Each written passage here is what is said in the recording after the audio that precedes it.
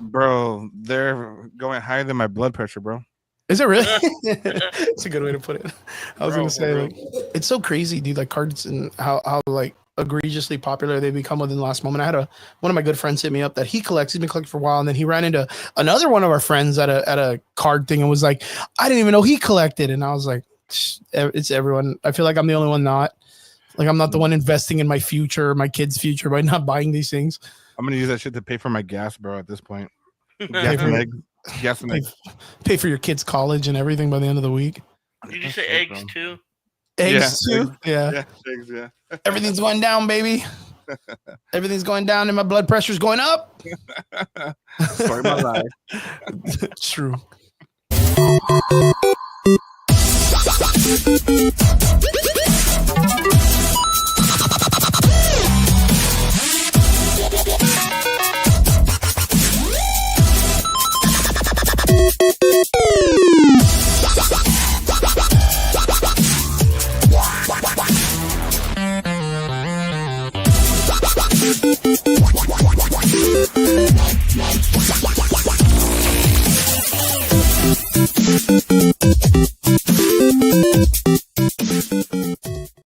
What is up? Welcome back. It is Sunday night. You're here with the Average Boys podcast. It's your boy Crispy, and I am here with another group of Average Boys too. David from Adam Collections. What's up, Adams? What's up, Mr. Adams himself?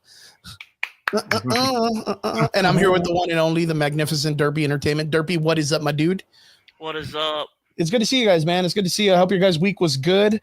Brian is out today. He said he was feeling kind of under the weather, so he's taking the night. And Triggs might be able to make it on a little bit later. But you know what I was thinking right now? Like, we should have a round table with all the people we've had on within the last year. We'd have like 7 or 8 people that I'm always bringing on. It's like a rotating table of just all the people that talk crazy nerd stuff, man.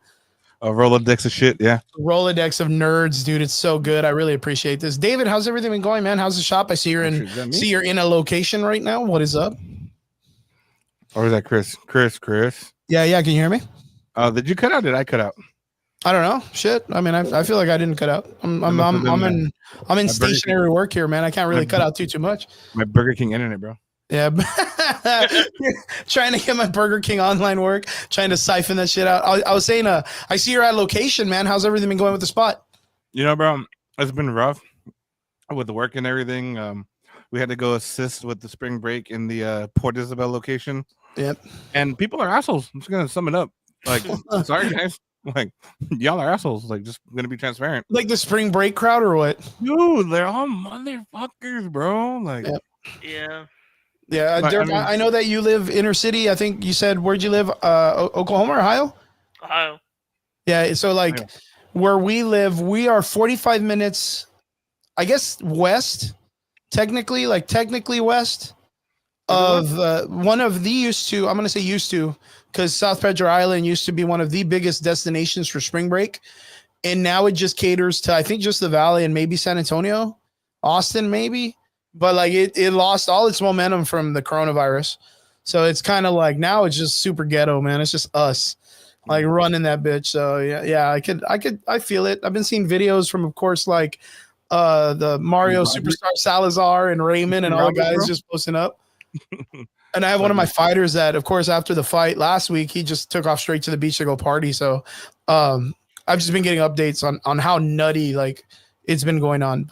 But David, how was your adventure over there, being like us, like older people, not having to deal with all these young whippersnappers, dude? Yeah, I mean, the young kids are assholes, bro. But I mean, it was interesting. I haven't been to the island a minute, anyways.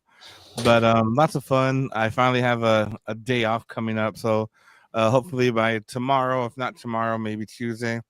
Doesn't that sound great, dude? I'm just counting on the day days, off. bro. Just sounds like such rewarding right now. It's rewarding, so you got to come work, bro. Fuck. Yep.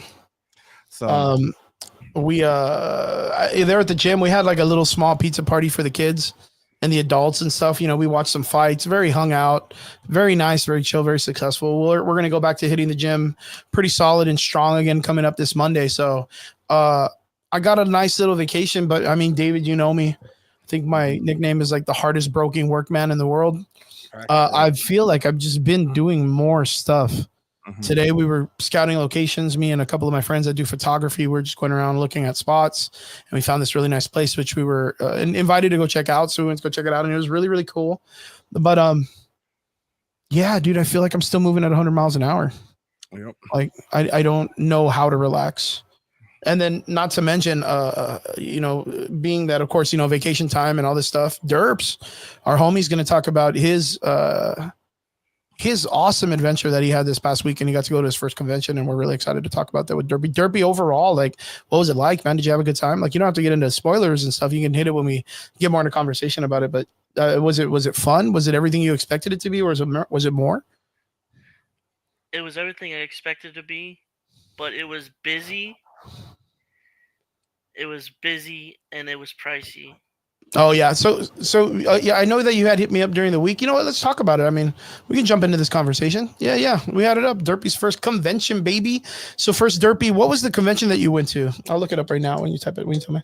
I went to the Fan Expo Cleveland. Fan Expo, Ohio, right?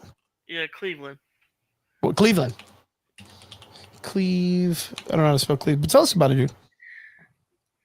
Well, it was at the Huntington Convention. It's a building across from I think Town Hall or the Browns Stadium. Mm-hmm. Browns Stadium.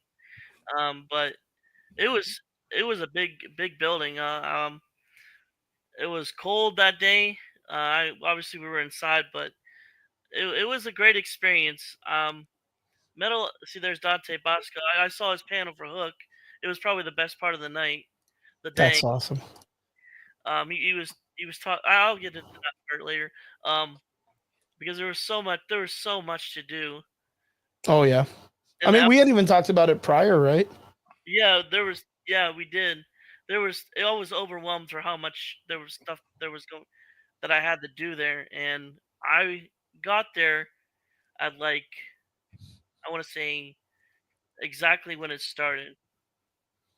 Like 10. Nice. And I got in line for the Avatar members that I told you about prior last week. I met Toph and I met Azula.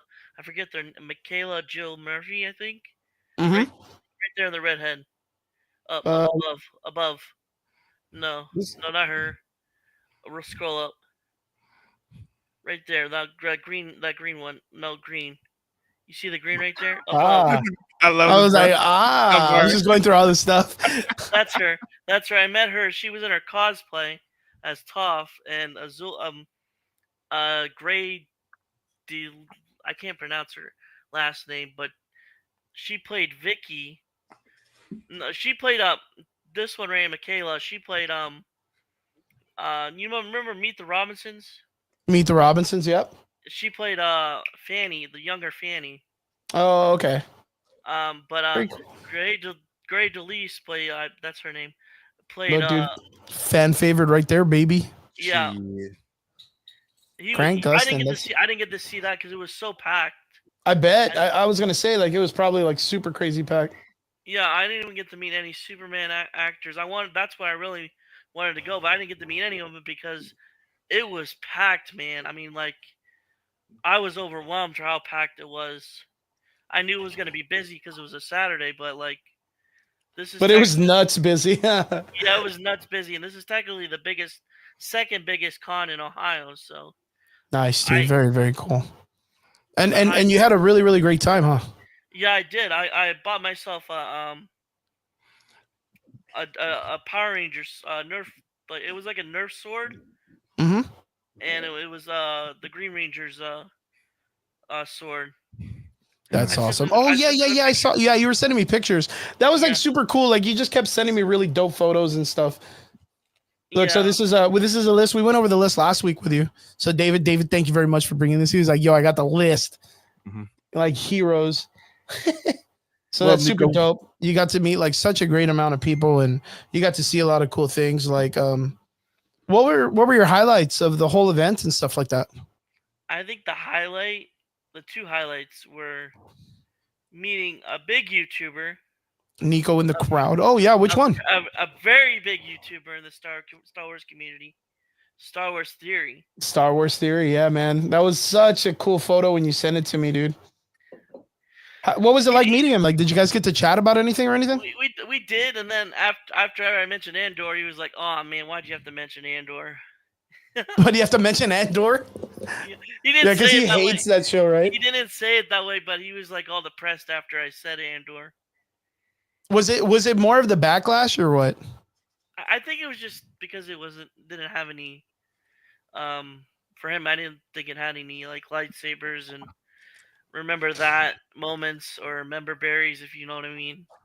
Yep. That was such a But- cool opportunity, though, to be able to meet him. And I know that there was a couple of other people that were there. Of course, going through the actors, Charlie Cox and all this other good stuff. He was those two, the top two, Pilecki and Charlie Cox. They were the most popular ones, and I knew they were going to be the most popular ones, but I didn't realize how big of a line it was going to be. Yeah. And they were like stacked. Nice. The line was stacked. So overall, okay, so like what we talked about last time when we were talking, we talked about, comfortably, how much did you take with you to have a good time at the convention? Because the reason why I ask is because I want to say probably about a month's time, right, David? We're having our biggest cosplay event here in our area. It's called South Texas Comic Con. I'll bring that up right now.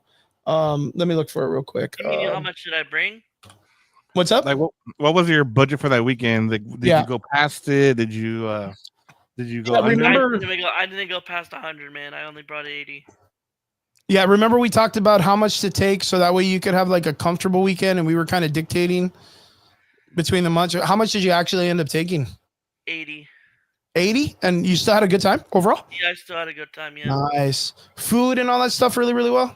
Yeah, food was well. Most of it was gone. I mean, there was one line that was already gone. Wow. You had to wait like 20 to 30 minutes for it to be back. Like Oh, it was the pulled pork line. It was all gone. How many? So you went one day, and it was a 3-day event. Yeah. In one day, how many people would you say showed up? Like roughly off the top of your head? It's got to be in the thousands, right? Like 10,000, 15,000. I would say it's in the thousands. Yeah. Maybe like that makes a lot of sense. maybe like 15, maybe Sweet, more. sweet. Cosplays were cool. Actors were cool. They had a parade for the cosplayers. They're pretty good, right? Some of the guys Yeah, who are out there doing that doing was pretty amazing stuff. I got a picture with a Mandalorian and a Power Ranger. Yeah, I saw that. That was super dope. What would you say? What about the vendors, dude? In your area, what do the vendors look like? Is it like, what are they selling mostly? I didn't really pay attention to the vendors that much. Okay. I mean, I know. It's probably No, it's important. It's important. We're always, because here on the Good info. podcast, whenever I get David or I get Nico or I get, Trigger and Brian together and we talk about conventions, we're always trying to talk about like the next organic movement as to what conventions need to be doing to please the customer. So for the last, 8-9 years, it's typically been the same thing. The guests are big, which are really cool. They cater to the idea on how to make the guest list reach the people faster. So it's less, it's more convenient for the goers to meet the guests and bounce out. And then, of course, it's like people complaining about vendors always being like doubled, like people selling the exact same stuff over and over again and us not having a variety of things to sell other than, Artist Alley or into the vendors option. I mean, I think the coolest thing I did see from there was like this wood. Someone like used art in wood, and they were just like, I don't know if you know what I mean. Like they would just like, how to explain it? Yeah, the engraving wood. I get you. Yeah, the engraving wood. That was actually pretty cool, but it was way out of my range. Yeah, because a lot of the times, since it's personal art, they're selling it for like a crazy price, right? Right. Okay. Well, I mean, that makes sense. And then it's like a personalized art, right? Right. You see, Nico, and this is something important you need to pay attention to because Derp, this was his first event. This was the first thing, which means Derp, I imagine you were super enthralled with everything. Like there was so much happening and going on that you wanted to be able to be involved with everything. Right. But you literally bypassed a whole area of people that just didn't interest you for that moment. And in my opinion, I'm like, okay, why? Like, I know it's probably a hard question to answer for yourself right now. Are the vendors the artists? No, the vendors are No. people that like sell the comics or the pops or the what is it, like statues or busts, or they just have Comics, 3D knickknacks, right? prints. Keychains or shirts or anything in that area. I think. Well, I did get a keychain from Jeff Brennan. I don't know if that counts. No, I mean that's something, dude. Like lanyards, yeah, bro. Like, look, I mean, I still have mine. I have my One Piece lanyard that I bought a long time ago for just a USB stick for my photos. You know what I mean? Like, yeah, dude, that matters. That matters. Of course it does. I even have my little boji from Ranking of the Kings. You know, all of those things matter because, of course, Do you it's know who Jeff experiences. Brennan is? Got the Yeah, it's Dundee, bro. experiences. Yeah. Do So, you know who Jeff Brennan is? the what is? Do you know who Jeff Brennan is? Jack Runnin? Jeff Brennan. Jeff Brennan? Jeff Brennan. Oh, the comedian? No, No. he's an artist. No, not off the top of my head. He created the. Well, he didn't create him, but he's the designer of Courage the Cowardly Dog. Oh, the one that passed okay. away. Yeah, and no, not that's the writer. He was the Okay. art. He's the designer of Courage. And I met shit. him. So, yeah, and he was pretty cool, and I got a keychain from him. Nice, very cool, dude. Like that matters, but more than likely, I guess that would be what is that? Would that be in the artist alley, David? I mean, they're typically in the artist alley, yeah, like on the side, because they're not direct celebs. I mean, they're celebs, right? But you know, they're in the artist side mostly. Okay. So, so other than that, Derps, what other things did you get to acknowledge in that situation there at the convention? Like, what other things caught your eye?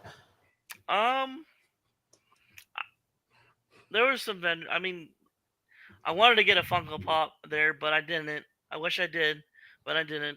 Is it because of the price? Yeah, it was because of the price. Okay. A little bit of the gouging going on. Yeah. Boys, pay attention. All my vendors out there that are watching and paying attention to this and doing shots, pay attention because, like I said, this is a really great example that Derpy's going and talking about because it's, like I said, it's his first convention. He's going to experience all these things and go. So when he goes out there and, like, again, you probably saw the pop and was like, oh, that's cool. I'm going to buy this and then see the price and be like, I'll probably find it at GameStop or Walmart cheaper or whatever. Facts. Right. So, yeah, that's crazy. What about, like, comic books or like me and David were talking in the precursor, right? What about like the Pokemon cards? Was there like a big thing for that too over there? I'm not into Pokemon. Sorry, I'm not into. Oh, me neither. Don't feel bad, dude. I only know the first 12. But there was dude banging money across the table. Look at David trying to be a G and shit, flashing it, dude. All the hollows and shit. Oh, look at me, man. Sorry, guys. I wipe my tears in money. Tears of money. There was a what's it called? Is a vendor, right? Mm-hmm. There was a big one for Pokemon. There was like a bunch of plushies and stuff. Mm-hmm. And very true, of Pokemon, and they were selling cards as well, but there was nothing really interesting because I'm not into Pokemon, so. Okay. Good stuff. Wait, hold on. I'm gonna cut you off, Chris. Okay, go for it. Okay. Hey, Derby. So since it's your first time at a convention, right? So yep. It's Derby your first time. It's your first time. You didn't really see. What are like the two things you want to see, like on the next one? Whether it was something that you didn't get to see, or like something that someone can incorporate. Like another idea, because obviously with where we're in the economy, price is a thing. Let's just be transparent, right? We go in there with so much money to spend. What's something that you would want to see at a convention that would interest you or draw you to spend more time there? This specific one, or just in general? And just general. I mean, it's your answer, man. It's your opinion. I'm just asking. I'm just curious. Yeah, just in general, I guess. Well, if it was this one. Not in general, but in this one, I would probably want to see just specific actors that I would want to see. Basically, I mean, a big Power Ranger guy, and then there's not really any Power Rangers showing up in Ohio to meet and greet. Basically, except Okay. like for GalaxyCon. So Okay. Well, that's like a privilege we have because we got more of like Power Ranger guesting down here that's been pretty solid. I've seen that. Yeah, like they a lot of the people, Ramsey Ramirez, the guy who runs South Texas Comic Con, really good man when it comes to like the people. He was very very close to Tommy, Jason David Frank before his passing, and other people, of course, in the Power Ranger stuff. Like he's always been super good about bringing them down and stuff. Look at this dude. Look at David. David's got. At least flexing. Look at that. Look at that. That's Autograph Vader by Rita We will Repulsa. find Black Rangers. Which brings me to a story actually about Tommy. Yeah. The actor. Crazy story here. I was actually thinking about going to GalaxyCon, which would have been my first Convention. Yeah. convention. He was gonna be there, Yeah. and that was the time that was like Right it before. was maybe he died basically. Yeah, his passing and stuff. Yeah. I mean, I was like sad and because even to this day, dude, it keeps freaking me out, man, to know that we're on that timeline. You know what I mean? Like, right. You wouldn't think in your wildest dreams that something like that could happen. So, Right. yeah, it affected a lot of us, man. It affected a lot of us, so it's understandable. But yeah, I like it's interesting because like the terminology of the sense, like you're saying, like, oh, I wish they would just bring in specific guests. I mean, that's something that eventually, like the convention could cater to. Of course, they only get an opportunity to bring in, like you could see, like Ramsey's been doing this for a long time, so he has the opportunity to bring this many guests to sit down. And it may not be like super crazy. Like what's really nice is the first two people on the bottom left, they actually live here in the Valley. Valentino Rodriguez, he lives out of EdCal Chelsea. And RJ Mitty, who travels between here, Cali, and Austin, lives in Brownsville and works with the Medicultural Foundation, which is owned by his grandparents. Fucking dope guy, just super nice, super, super great. They brought him last year, which was really nice because, of course, he lives here. He just kind of like shows up and he's just such an icon here in the Valley. Like everybody loves him when they run into him. Super nice, super genuine. But yeah, man, like most of the people here on the list, like at first I was kind of like, oh man, David Hasselhoff, like I guess that could be like, he's a major dude. Like my mom would be super happy, but I don't know about like young people, but like Kung Fury and him were, man, dude, I would be blasting that song all month, dude, from the fucking fan favorite movie. But Star Trek characters, like these dudes, the two characters from Star Trek are huge, man, huge. The fan base for Star Trek is ginormous. And then of course you have Sons of Anarchy, which is very good in our Latin culture down here. Stargate, Twisted Sister. I literally ran into a friend of mine last night that was like, yo, I'm gonna dress like the dude from Twisted Sister and go meet him. And I was like, okay, all right, I like that shit. That's dope, man. Everybody in the comment section, we say what's up. Nico, of course, man, we sent you an invite. I didn't know if you're available. Harley, thank you for joining us. And Iris, what's up, Iris? Good to see you. Hope you did good at the event if you got to go this past one, the Sanrio. Sanrio just passed, which was a really nice event run by Margaret and other people in the community that do the Hello Kitty stuff. Apparently, a lot of people showed up, which is good. And Louis puts, I missed the JDF meet and greet at Kaboom, and then he happened to pass a while. I was really bummed out. Yeah, man, you and me both, buddy. But yeah, the reason why we asked Derpy is because like we're always trying to find organically where the next movement in the convention scene is going to go. We always try to like prophesize, like, all right, man, this is what I think what's going to work next. And since it's your first time, it's kind of like this really like nice, kind of like fresh eyes, bro. Fresh eyes. Refresher, right? Like a refreshing eyes to see it from the perspective of someone that's brand new to it. Right. So if like going to the event, I see this, if you're going to the event and just meeting the guests is already like a pinnacle, then I think, maybe just some of us that are constantly surrounded, more like the inner workings of the convention scene, like maybe we're just like we're just desensitized to it all already. Yeah, we're like immune to it. So like if you being a first time goer and you're still awestruck by the whole thing, just seeing the guests and that's it, like I that's a positive, man. That means conventions have a long time before they really have to switch up anything if you break it down, right? Don't even say that, Nico. Don't even fucking say that. Our whole universe is gonna get fucking wiped out. JDF was our anchor being from the Loki stuff.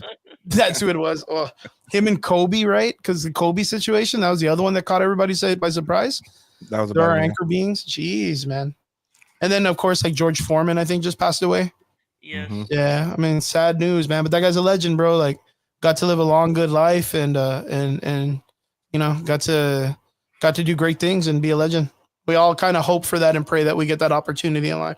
Work hard, you can get it. But yeah, other than that, Derpy, overall, your convention, what else would you like to add, man?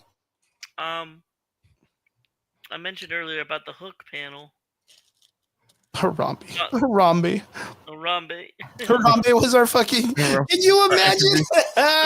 Deadpool come in and the guy goes, "Oh yeah, and the you know the real timeline of the world, Harambe." That was their timeline. That's wild, dude. And Grumpy Cat. There we go, Harley. Harley said, "I was fortunate enough to meet JDF twice at a convention, a Comic Con. That's awesome, man. That's awesome. What an opportunity." What did you know who I always regretted never meeting was Stan Lee. Facts. I'm going to have to take that to my fucking grave, dude. Meaning that I'm 40. George Carlin also, when I was younger doing stand-up comedy, we had the opportunity to go see George Carlin do his comedy show, I think in like Minnesota at the time when I was with Raymond. And we ended up choosing to go to Vegas instead. And then like several months later, he ended up passing away. And I was like, fuck, dude, maybe that was it. Maybe that was the time, like, for us to have gone to go see George Carlin. Wait. But I don't want to sidetrack it, bro. But did you see that documentary or that little clip Stan of the Lee? Stan Lee? It's just crazy, dude. Right?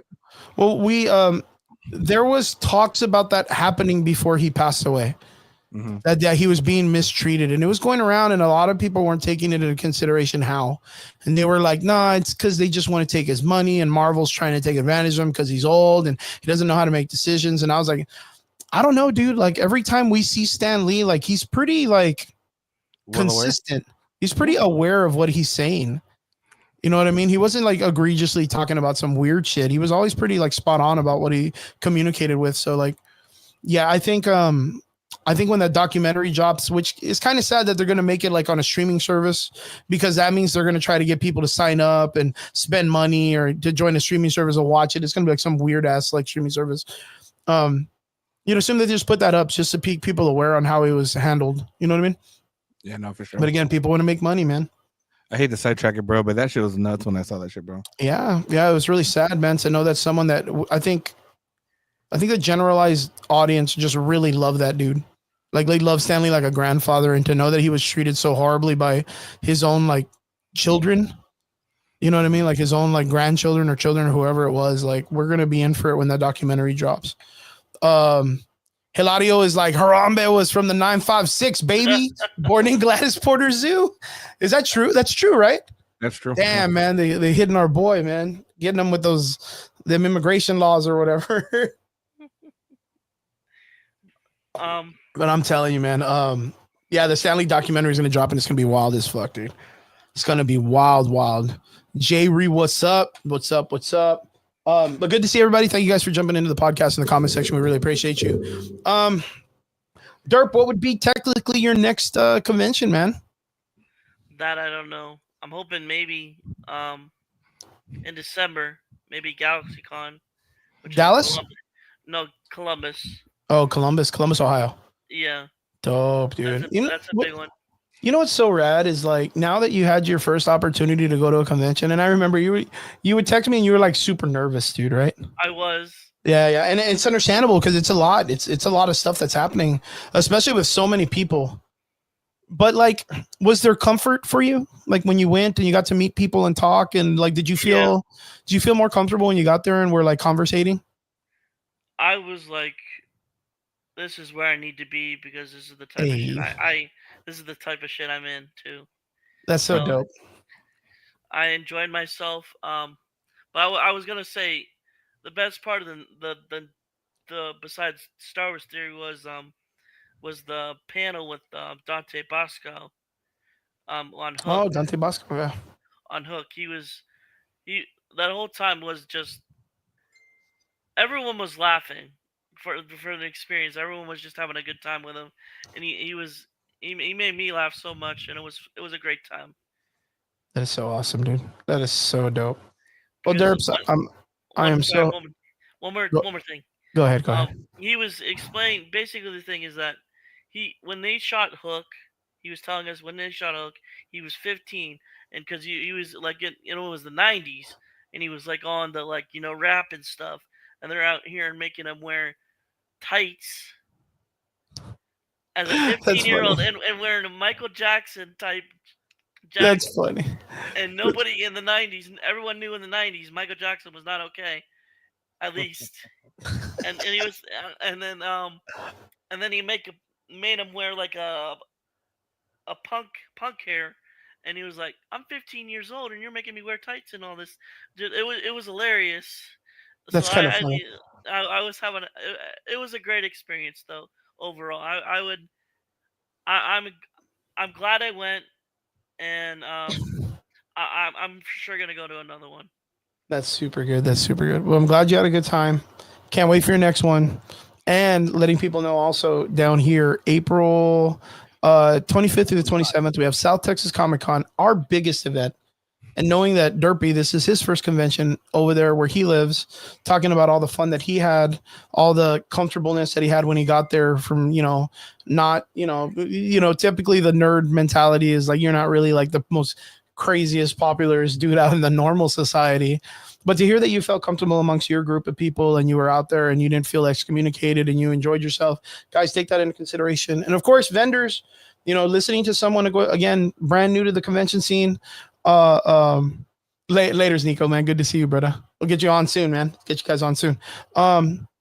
Knowing that, Derpy's giving these good ideas about like, concepts and, ways to adjust your businesses there to be able to get more attention from the first everyday goer, to be more open and be more courteous and be more approachable. Never deny the opportunity to hear someone's point of view so that way you can adapt, change your business, and be more successful.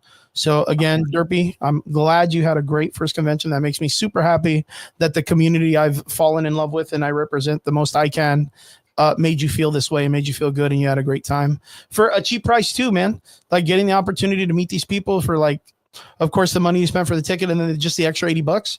But that is a marvelous time. Amazing time.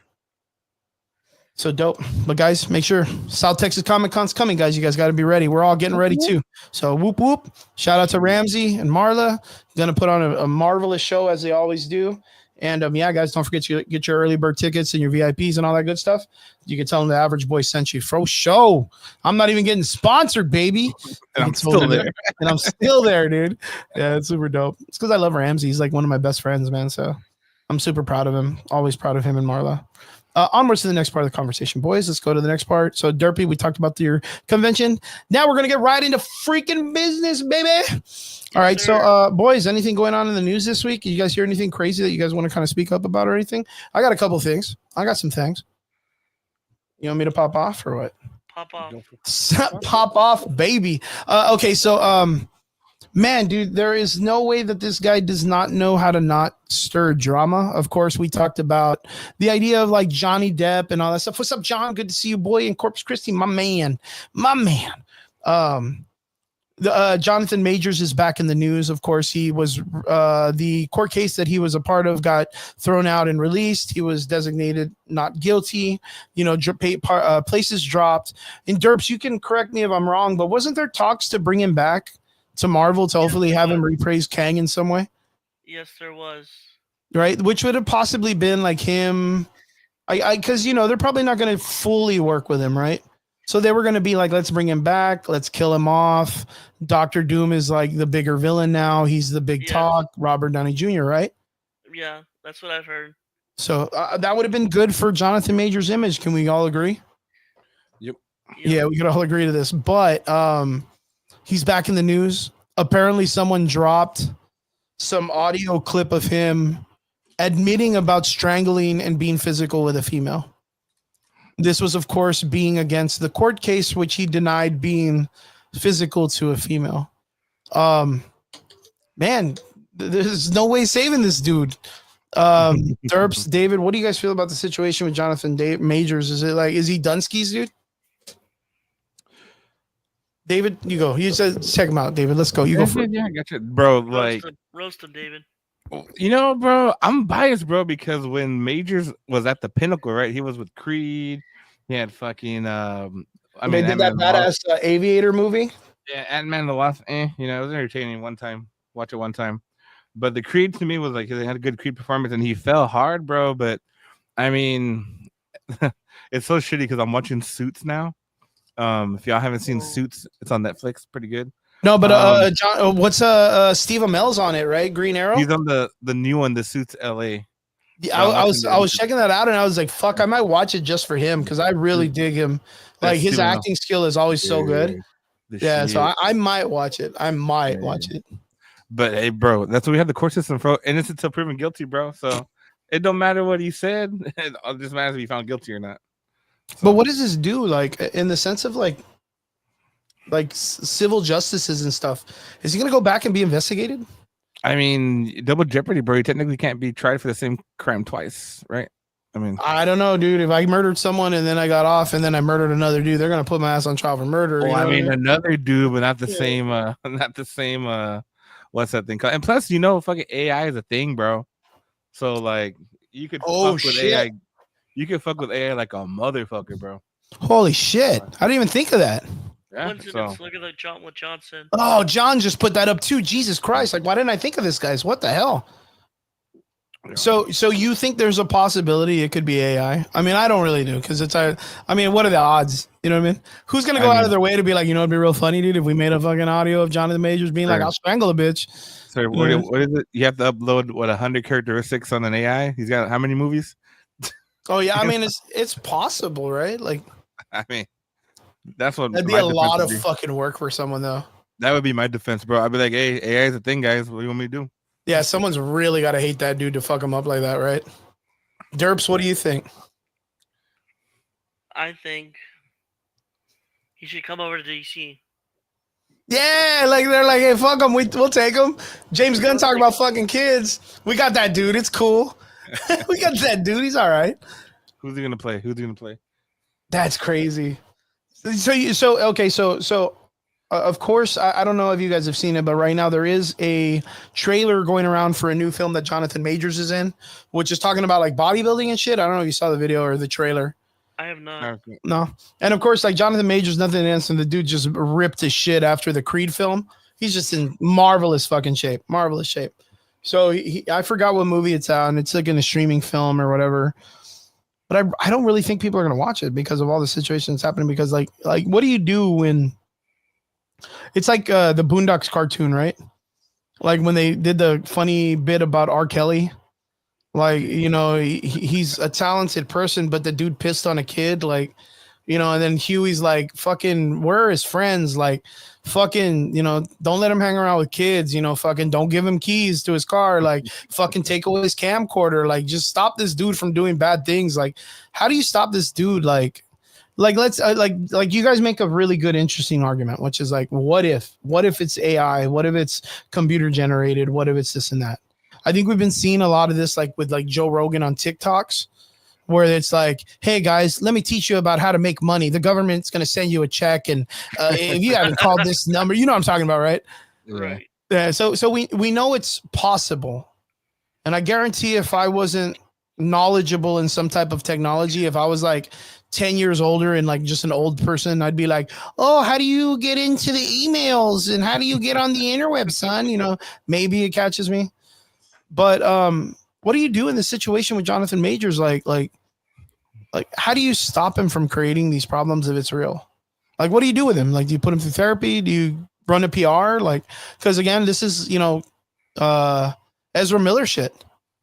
Ezra Miller shit. That's fair. Yeah, Ezra Miller shit. Like, he didn't get fired. They continued. They even gave him a whole fucking full-length movie. In fact, that they were like, yo, let's not just make a movie about him. Let's make a movie, put two of him in it. And then at one part, let's get this guy fucking microwaving a baby and get him butt ass naked in front of everybody. We're gonna double it and give it to the next person. Yeah, double it and give it to the next guy. What do you do? Like, what do you do? Like, what's the best what does Jonathan Majors do from here now that this audio's out? Because I guarantee he's got internet. Like, there's no way that, someone didn't instantly call his ass and be like, dude, what the fuck did you do? You know what I mean? What do you do? Like, what do you do as Jonathan Majors from here on out? I mean, there's going to be a lot of PR control, bro, but definitely I would say he might not be welcome back to a project, but I mean, at the end of it, bro, like, he didn't go to court. I mean, that sounds real shitty, bro, but That's true. like, Protocol. Like, True. Can you frown upon him? Yes. Can you give him no work? Absolutely. Right. Yep. But someone out there is going to want an A-lister for a discounted price. He's going to want to get out there on a good project. He's either going to find something that's going to gamble on him and give it all he's got, or just collect the check and stay silent. But I think one of those good 2B films or something. Yeah, one of those Peacock films, right? So, Chris, did you say if you were an old person? Because you are old. I am old, dude. I am 100%. What's up, Raul? Good to see you, my man. Old, baby. Old. Look, I got reading glasses. Now. Spectacles, sir. They're reading spectacles. Spectacles. It's Clark Kent. Clark Kent. That's the way I kind of consider it right now. My roommate always says, he's like, you remind me of Chill Hulk. The Hulk is just like, hey kids, dab on it, or whatever the fuck he does in that restaurant. Hey kids, dab, listen to your mom, or whatever. That's all me being stupid and shit. But yeah, I saw the Jonathan Majors things, and I was kind of like one of those, like, you fucking you know what I mean? Like, I was like, oh fuck no. Brian hits me up and he goes, man, dude, there's just no saving this fucking dude, man. Like, there's just no saving this guy. It's like one moment he gets a stretch and he's like, I got some freedom. Let me go beat up a woman on the corner, the tortilla lady at Walmart or whatever.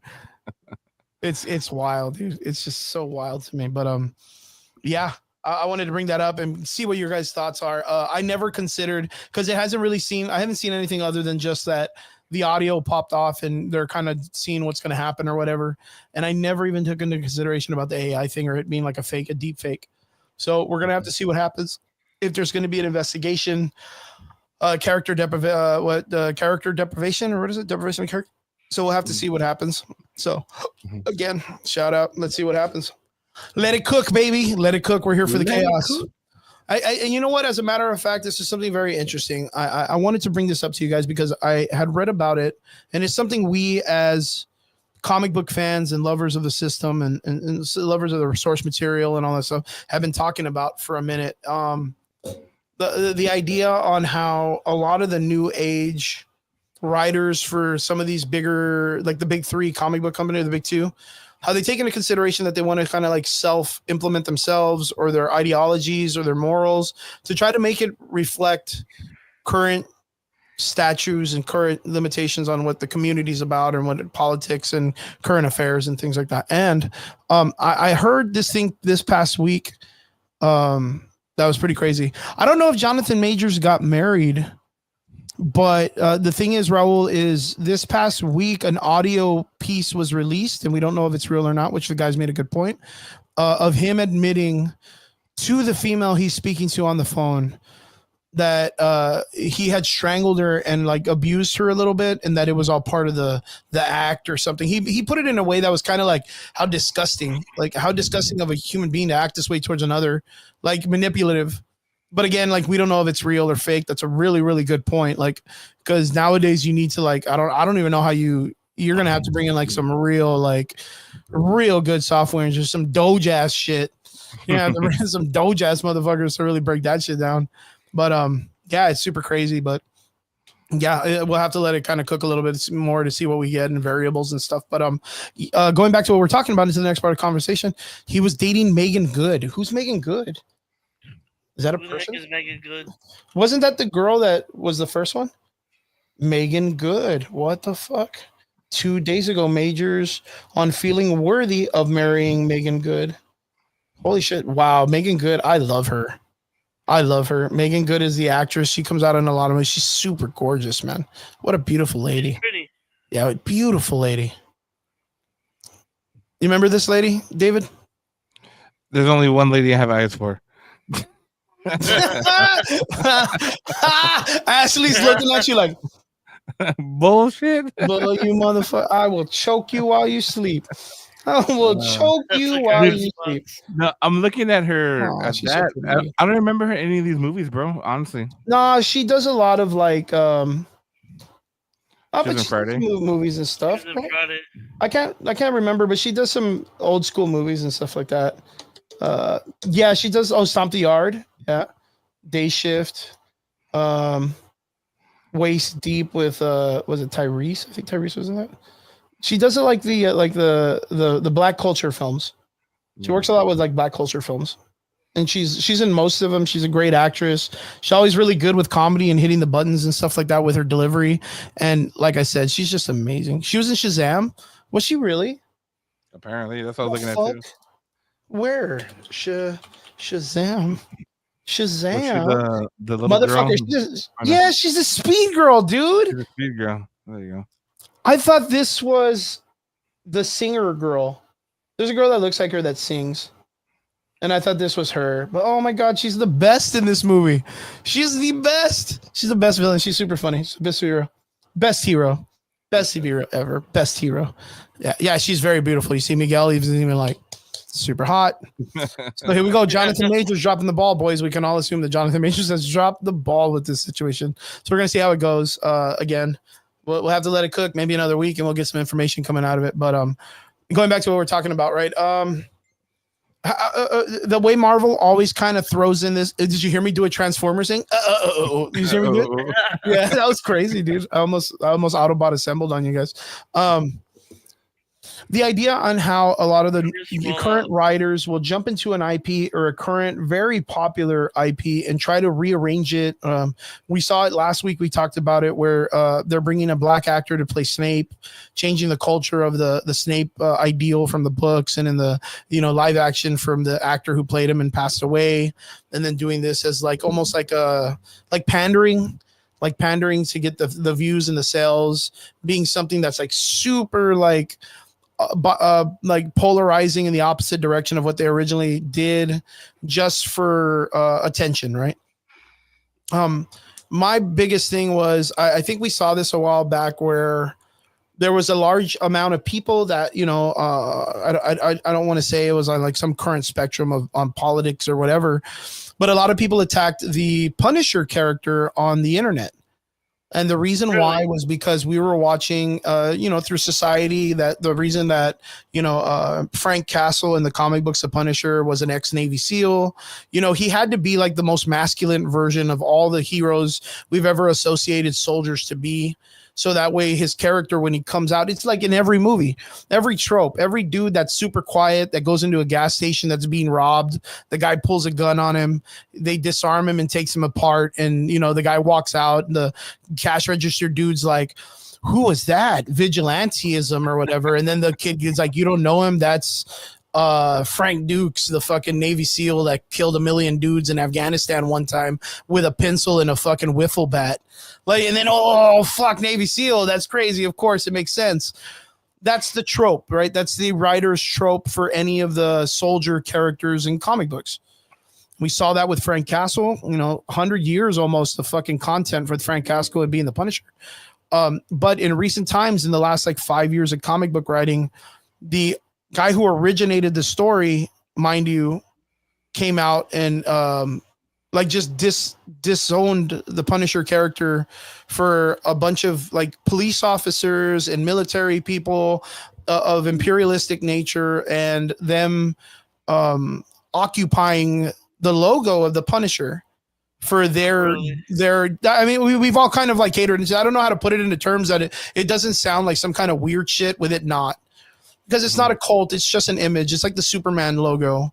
It's like all these things. Like people atone to it because they personalize their lifestyles with that. They all think that they're going to be this character by chance, or that's who they most relate to or whatever. It's understandable, dude. I'm not going to fucking paint myself green, but I like the Hulk.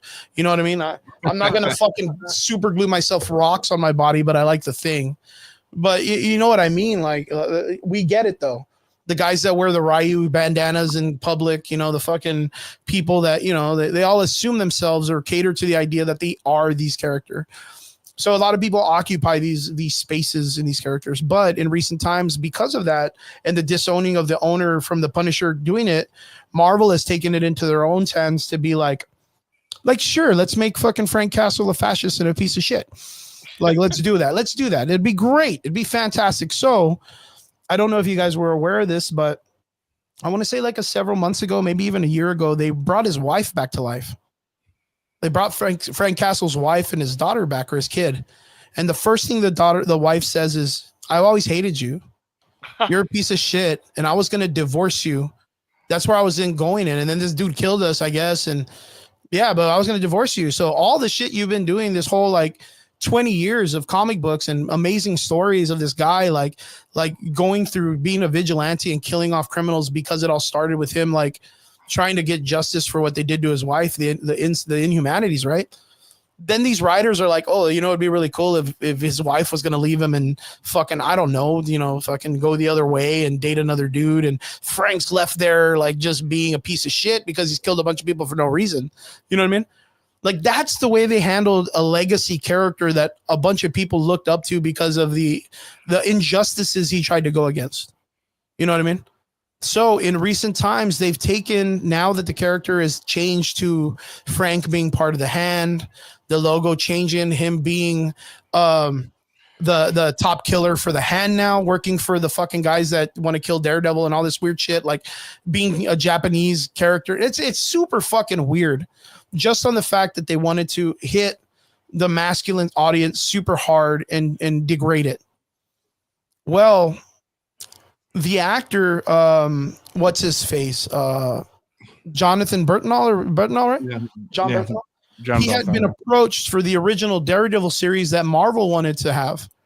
And the moment they started throwing all of this shit they wanted to do with his character out, the fucking dude quit on him. He was like, fuck you, I'm out. Like, how G is that? How G is that for him to be like, nah, I see what you guys are doing and I get it, but I don't think this is where my character would be, nor would go, or it makes sense. So I'm out. Choose another fucking idiot to play your role. Yep. Like, how fucking G. Like, I heard this, and I don't know if you guys have heard about this. Did you guys hear about this week? I did not. Yeah, straight. So Jonathan Bernthal, or John, I don't even know how I'm saying his fucking name right. John Bernthal had just quit the show at the very beginning. Eventually, it turned out into what it is now, which is all the rewrites and all the retelling of the stories and all what they're going to do. And eventually, he replaces his role. I know that I want to say he came out this week in the show or last week. I'm not really sure because I haven't been catching up with it. I only saw the first 2 episodes and I was kind of bored at it, like by the time I got there. But not in a bad way. But have you guys been able to watch the Daredevil series yet? I've only seen the first episode, bro. What'd you I think? have not seen it yet. Bro, the first episode was the shit. I don't give a fuck what anybody says, bro. It was fucking good. Tell me. I want to know. You haven't seen it or what? I saw it. You I'm not gonna say. I'm not I gonna don't say know it if was it's like like- bad. Yeah. We're gonna talk about it. Or I'm gonna Bro. let you. I'm gonna let you cook, David. Bro. I'm gonna let you cook, and then I'm just gonna question some things that I just wanted to hear because I didn't think it was bad, and I know that they were trying their best to match the Netflix vibe and feeling, That gruesome, yeah. but I just didn't feel like they hit it like the way you would think a multi-million-dollar show would do, where Netflix probably was working on like 100,000, you know what I mean? Not even 1 million, and they banged it out super good. No, I mean, I get what you're saying. I mean, it's different networks, right? But you have to think of it like the darker-ish that Disney is becoming. It's padded, but it's still entertaining. I mean, could it have been more Sure. gruesome and more to the original source, to the character? I mean, of course it could have been. You know what I mean? But for them to bring it back after what is it, like 5-6 year hiatus and Yeah, stuff, like a long like fucking time. I mean, it was something that you were like, damn, I remember back. It used to be like X, Y, Z. You know what I mean? Yeah. And you're getting like a dabble of it, but I mean, again, just like every other company, Disney's even working on like a fucking live action Power Rangers, bro. You know what I mean? Like It's always been live action. yeah. Well, I mean, they're working on a Disney Plus version, sir. Oh, I was like, are you talking about live action Powerpuff Girl? Because that shit was Garbage. it was dumb. I would have watched it just for the fucking chaos, dude. You're so funny, I but think if only if I watched that, it would have to be high. I really Yeah, you gotta be fucking hammered shit to watch it. You take shots for every fuck up, you're like dead by half of the movie. Just alcohol poisoning, dude. That'd be so funny. But like again, like so tell me, what did you think of the first episode? Then I want to know. Bro, I just thought it was entertaining, bro. I mean, I like that his friend does. It sucks because TikTok always ruins it, right? So Yeah, I because haven't it shows seen all the shit. yeah, I haven't seen episode 2 and 3, but from the clips that I've seen, because I don't care about spoilers, bro. You know me; it's all entertaining for me, right? But I would definitely want to see that interaction because they've always had good dialogue between the Punisher and Daredevil. Obviously, a little bit more grounded in Netflix, right? Compared to a little bit padded in Disney.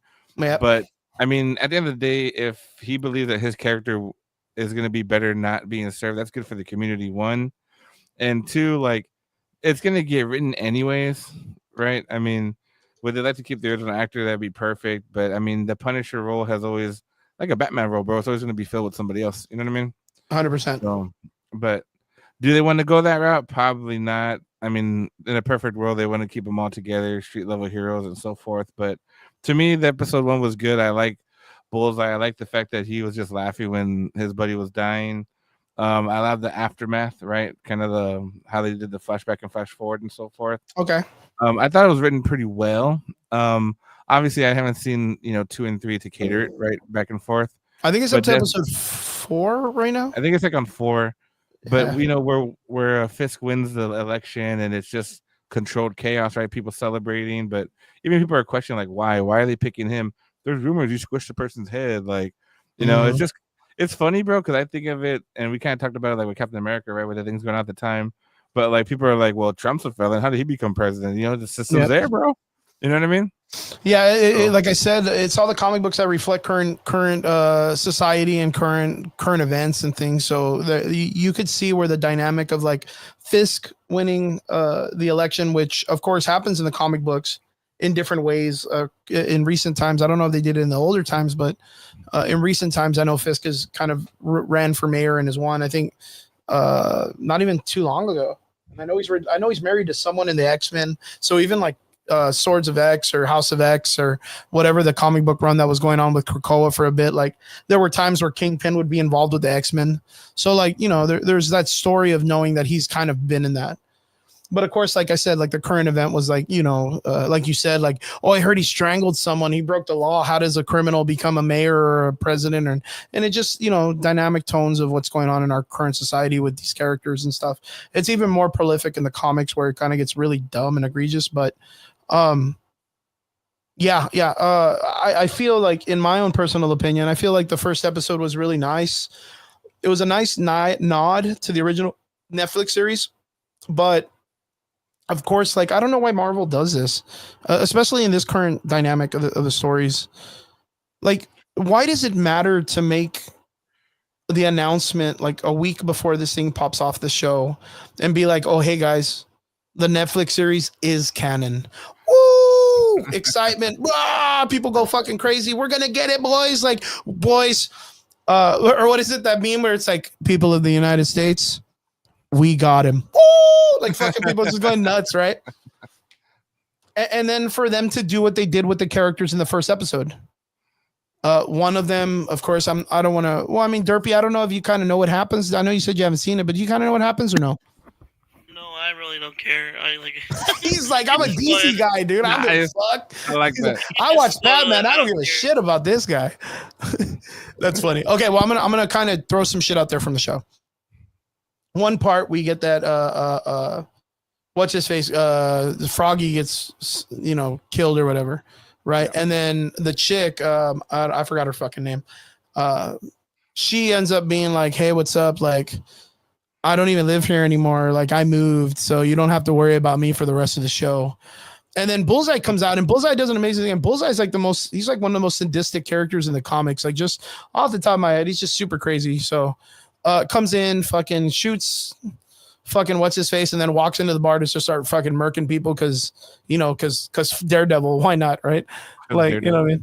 And then they get in a fucking weird, like, exhausted chase running up the stairs and then throwing shit at each other that's not even real, like CG knives. Oh yeah, yeah, but like they're just literally like they go up a fleet of stairs and they lean on the wall and they just take breaths and the camera's just shaking for no reason. And I'm like, bro, they're not even throwing punches. Chill the fuck out, camera guy. Like, you're giving me a headache, bro.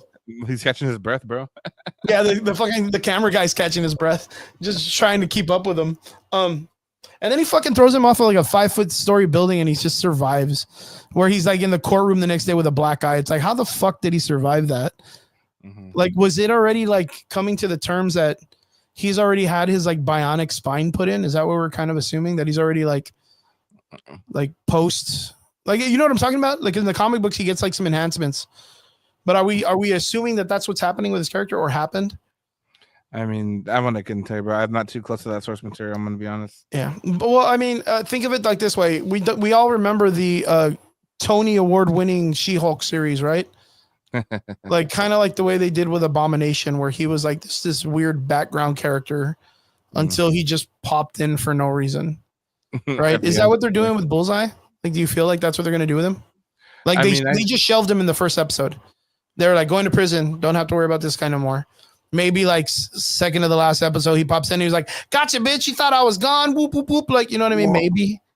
I would consider. I don't know how you would feel, but I would consider Bullseye to be like, like Venom, bro. You know what I mean? Like Spider-Man always Venom. Yeah, you know what I mean. He's always going to be that key villain. Because I mean, if you ask somebody just randomly, like, what are some Daredevil villains? They're going to say Bullseye's going to be one of the first three. Yeah, his eyes. Yeah. No one's gonna see his eyeballs. Yeah, his eyeballs are villains, dude. They fucking the fucking poison that got into his eyes and burned him out. Fucking sound, or what is that shit when he hits a bell with his stick or whatever? Yeah. That's his villain. I would go with that. Noise, sound waves. Noise is his villain. Yeah. So, I feel like it's like maybe they might end up bringing him back a couple episodes in, but of course, like from what I've heard, they're going to bring in the character known as Muse. Muse is this really weird villain that's like kind of like on the spectrum. Hey, what's up, Chrissy? So far we've talked about Jonathan Majors choking a chick and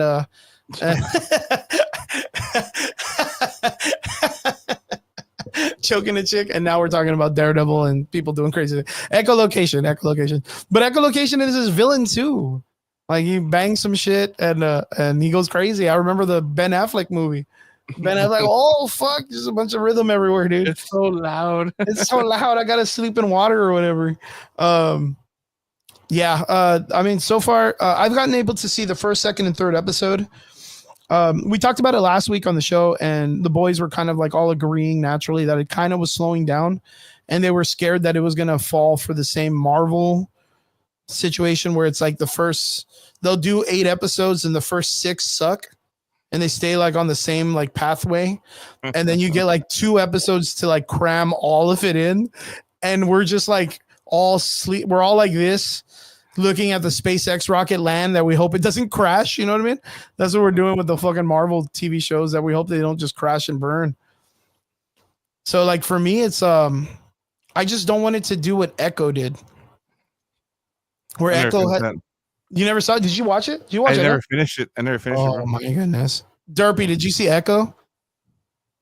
No. And I don't mean the Dolphin video game from the Sega Genesis. I mean like the Marvel show Echo. No. Oh man, dude. You see, like, how do I sell this to you guys? Like, if I was a Marvel dude and I was like, hey guys, we're making a Daredevil show. We just had him come out in Echo, which was giving you a taste test of what Daredevil has. And you were like, sorry, bitch, didn't watch it. What do I do? Like, how do I sell the rest of it? I'd be like, oh, well, it's kind of like Netflix. And you're like, oh, fuck yeah, like Netflix? Straight up. And I'm like, well, just the first episode. And it's not even that. It's like the Temu version. Like the dude that's like, hey, homie, I'm Tony. You know, here's Daredevil. You know what I mean? Here's Signs or whatever.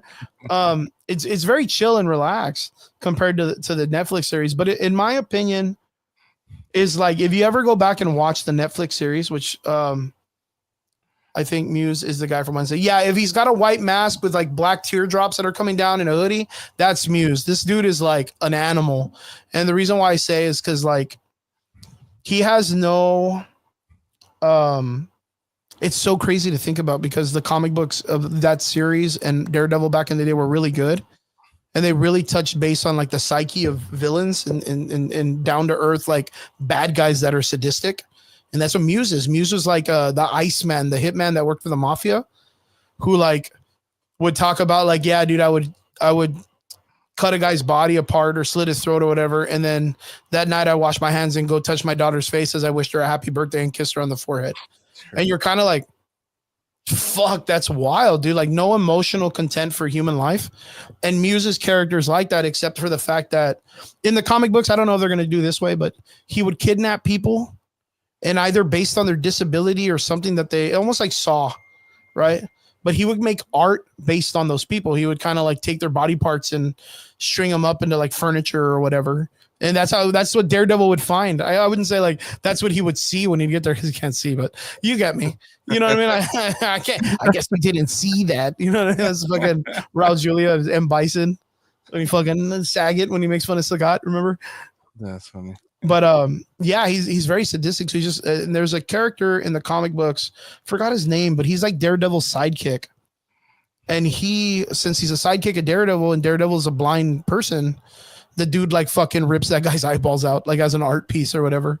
Like this sidekick is fucking wild, dude. It's super crazy, bro. But again, you mentioned this earlier, David. It's like, what do you do when Marvel goes soft? Because again, Netflix can get away with a lot of stuff. You know, the first 3 episodes of fucking Jessica Jones was just her and Luke Cage banging all day. You know what I mean? Just real weird. But they're not going to show that in Disney. But creative writers, creative storytellers can still give you that associated idea on what's happening with just creative writing.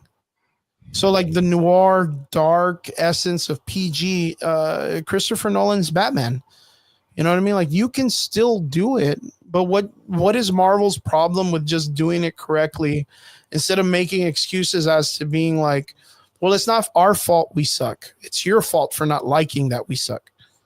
You know what I mean? Like how do we come around to this? Because again, if they don't land Daredevil, right? And I'm just gonna say this out loud. I'm gonna speak the silent parts out loud.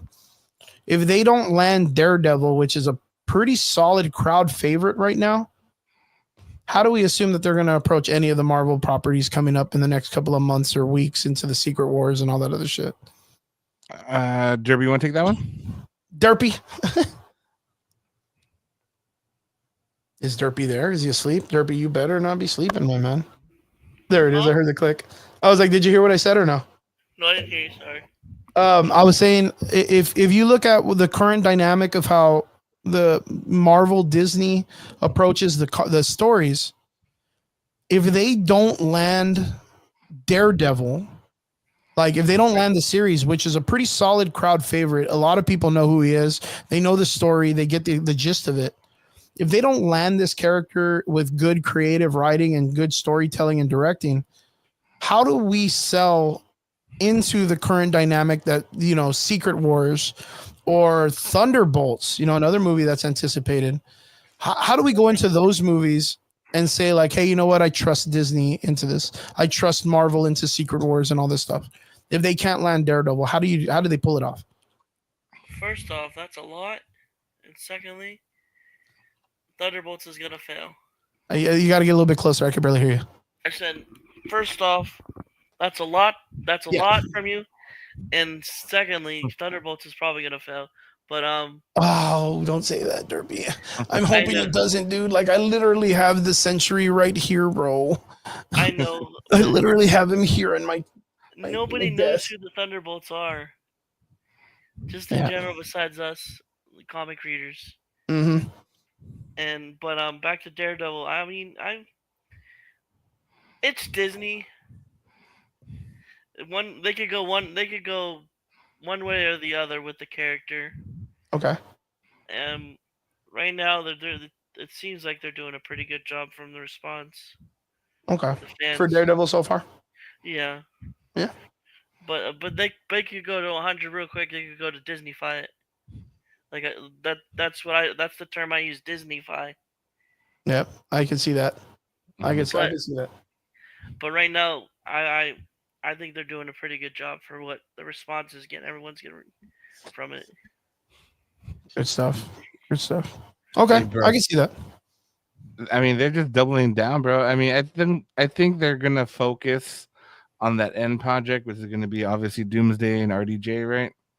They just need to be able to grow that crowd, transfer some of that Netflix crowd. Because I mean, think of it, bro. Netflix streams to millions and billions of people, even more now Yeah. with WWE. If they took 5% of that, bro, that's already like millions and millions of motherfucking dollars, bro. You know what I mean?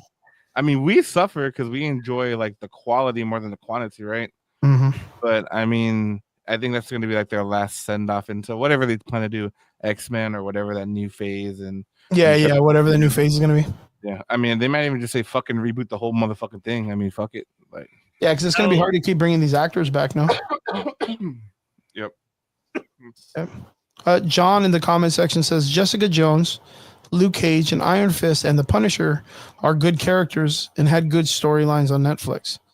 Disney's probably going to go off the success of Netflix and will hope for the same success. Well, yeah, I mean, John, I don't know if you've been able to see the Daredevil show yet, but they do reference the Netflix series tremendously in the first episode, tremendously in the first one, and then it kind of like trickles in the second and the third. I didn't get through Jessica Jones because it didn't hit the ground landing for me at first, but I've heard like the show does pretty well towards the end with like the psychological stuff against the Purple Man and all this other stuff, and just the breakdown of it. Luke Cage, I had a really good time with because it brought a lot of like the hip hop to a character, and I really think they nailed the dynamic. I don't know about season 2, but season 1 they hit really, really fucking well. And Iron Fist was an iffy. Into the Defenders, that was an iffy too. That didn't hit me too well. And the reason why is because I think Iron Fist suffered, one, because the actor did not take responsibility to really learn the martial arts to get like at least cool looking stuff or do the studying right. He might have came in with like theatrical, like fighting, like stage fighting. And that's why it didn't like appeal well on stage, or maybe he just didn't do his homework. But I think that was during the time too that there was a really big outlash for Iron Fist being a white dude, which if you don't understand that just based on those couple of words, like you don't get it. Like you just don't get Iron Fist then as a character. Like it's supposed to be like a non-comical version of the Beverly Hills Ninja. Like the easiest way for me to explain it to people. It's supposed to be like a white guy who like, it's supposed to be literally like all of these characters are derivatives of Batman. Batman's a derivative. Iron Fist is a derivative of Batman. There's so many characters in the stories that all kind of correlate to the Batman mythos. Yeah, it's very like mythos, right? Because the thing is like I've said before, where Marvel has these characters that are very relatable and down to earth, and people can relate to them. The Justice League and Batman and Action Comics and all those guys, they're pillars in the superhero community. They're gods amongst men. Like there is no relatability to these characters. When people make characters in their comic books, it's based on these like 5 or 6 Justice League members, like almost at all time, if you break it down. So like Iron Fist, a billionaire kid, instead of his parents dying, they go missing or they die in a plane accident or whatever. And Iron Fist himself is lost in the woods or in some kind of jungle, gets trained by a hyper elite bunch of ninjas or whatever, like, fucking Ra's al Ghul and Iron Fist or whatever. And then like later on, you find out he has like a superpower with Kung Fu.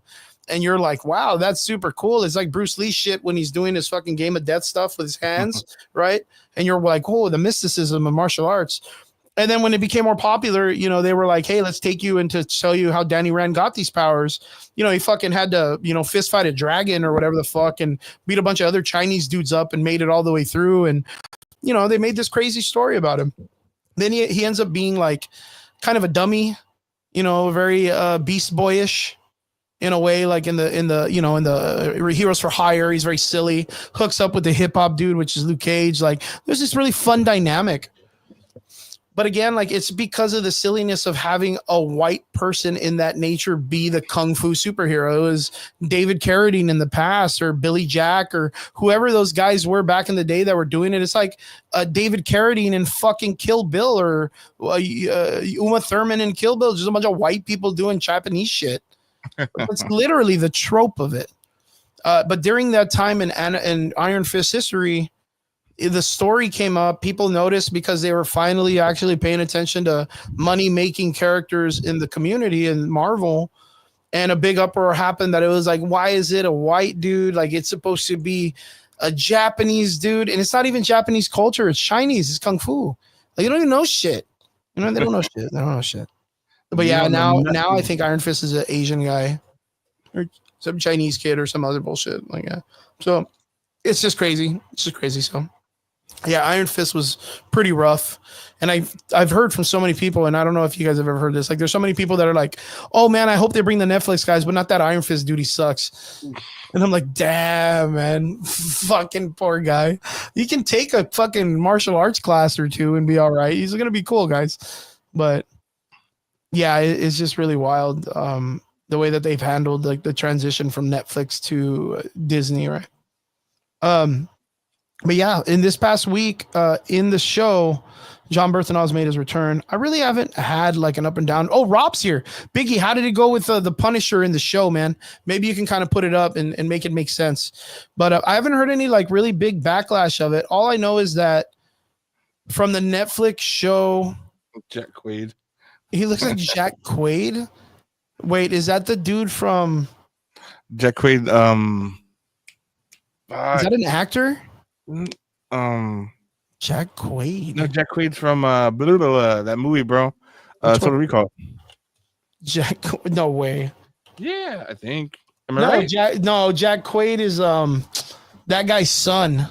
The one I'm talking about. It's the dude from The Boys. The Boys, yeah, it's the dude from The Boys, the main guy, the quirky guy that loses his wife or whatever. Dennis Quaid's son. Yeah, Dennis Quaid's son.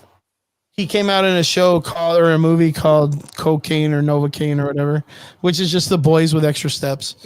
Just so you know, it was Douglas Quaid for fucking Total Recall. Total Recall. Yeah. No, and not only that, that's not even him. That's fucking Arnold Schwarzenegger, isn't it? Yeah, no, but the Quaid threw me off, bro. Oh yeah, he's like Quaid or whatever, the little fucking alien dude in the stomach. That shit fucked me up right now. When he's like Jack Quaid, I'm like, what the fuck? Damn, that's crazy. But yeah, wait, Robert? Why though? Why do you say he looks like this dude? I don't understand.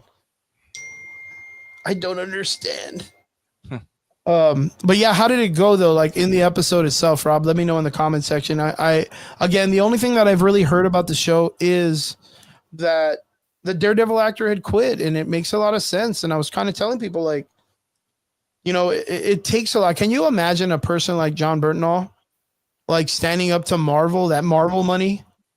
Like, you know what I mean? Like that Marvel money, and being like, hey guys, well, I'm out, you know, do your own shit, laters.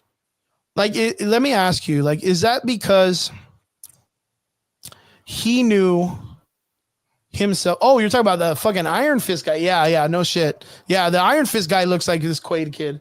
I thought you meant John Bernthal, dude, in the fucking Daredevil. Did you see the episode yet, Biggie? That's what I'm asking you. So let me know in the comment section. Like how bad would it have to be for him to quit?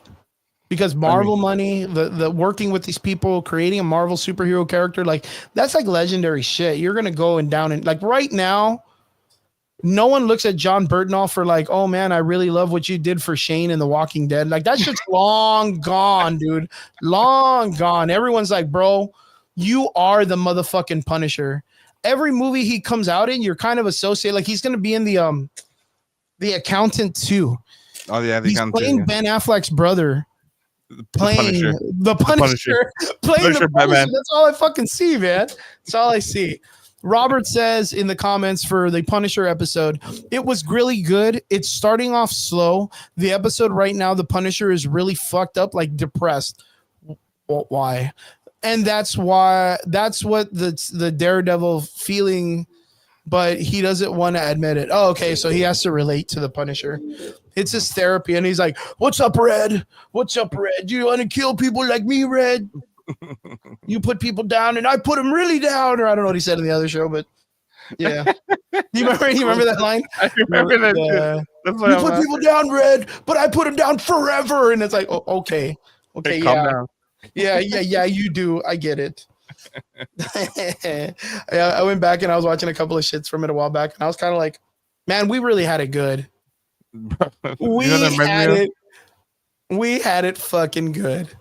I was going back and I saw the scene where he loses his eyesight or what. It's just fucking weird. How do you lose your eyesight again?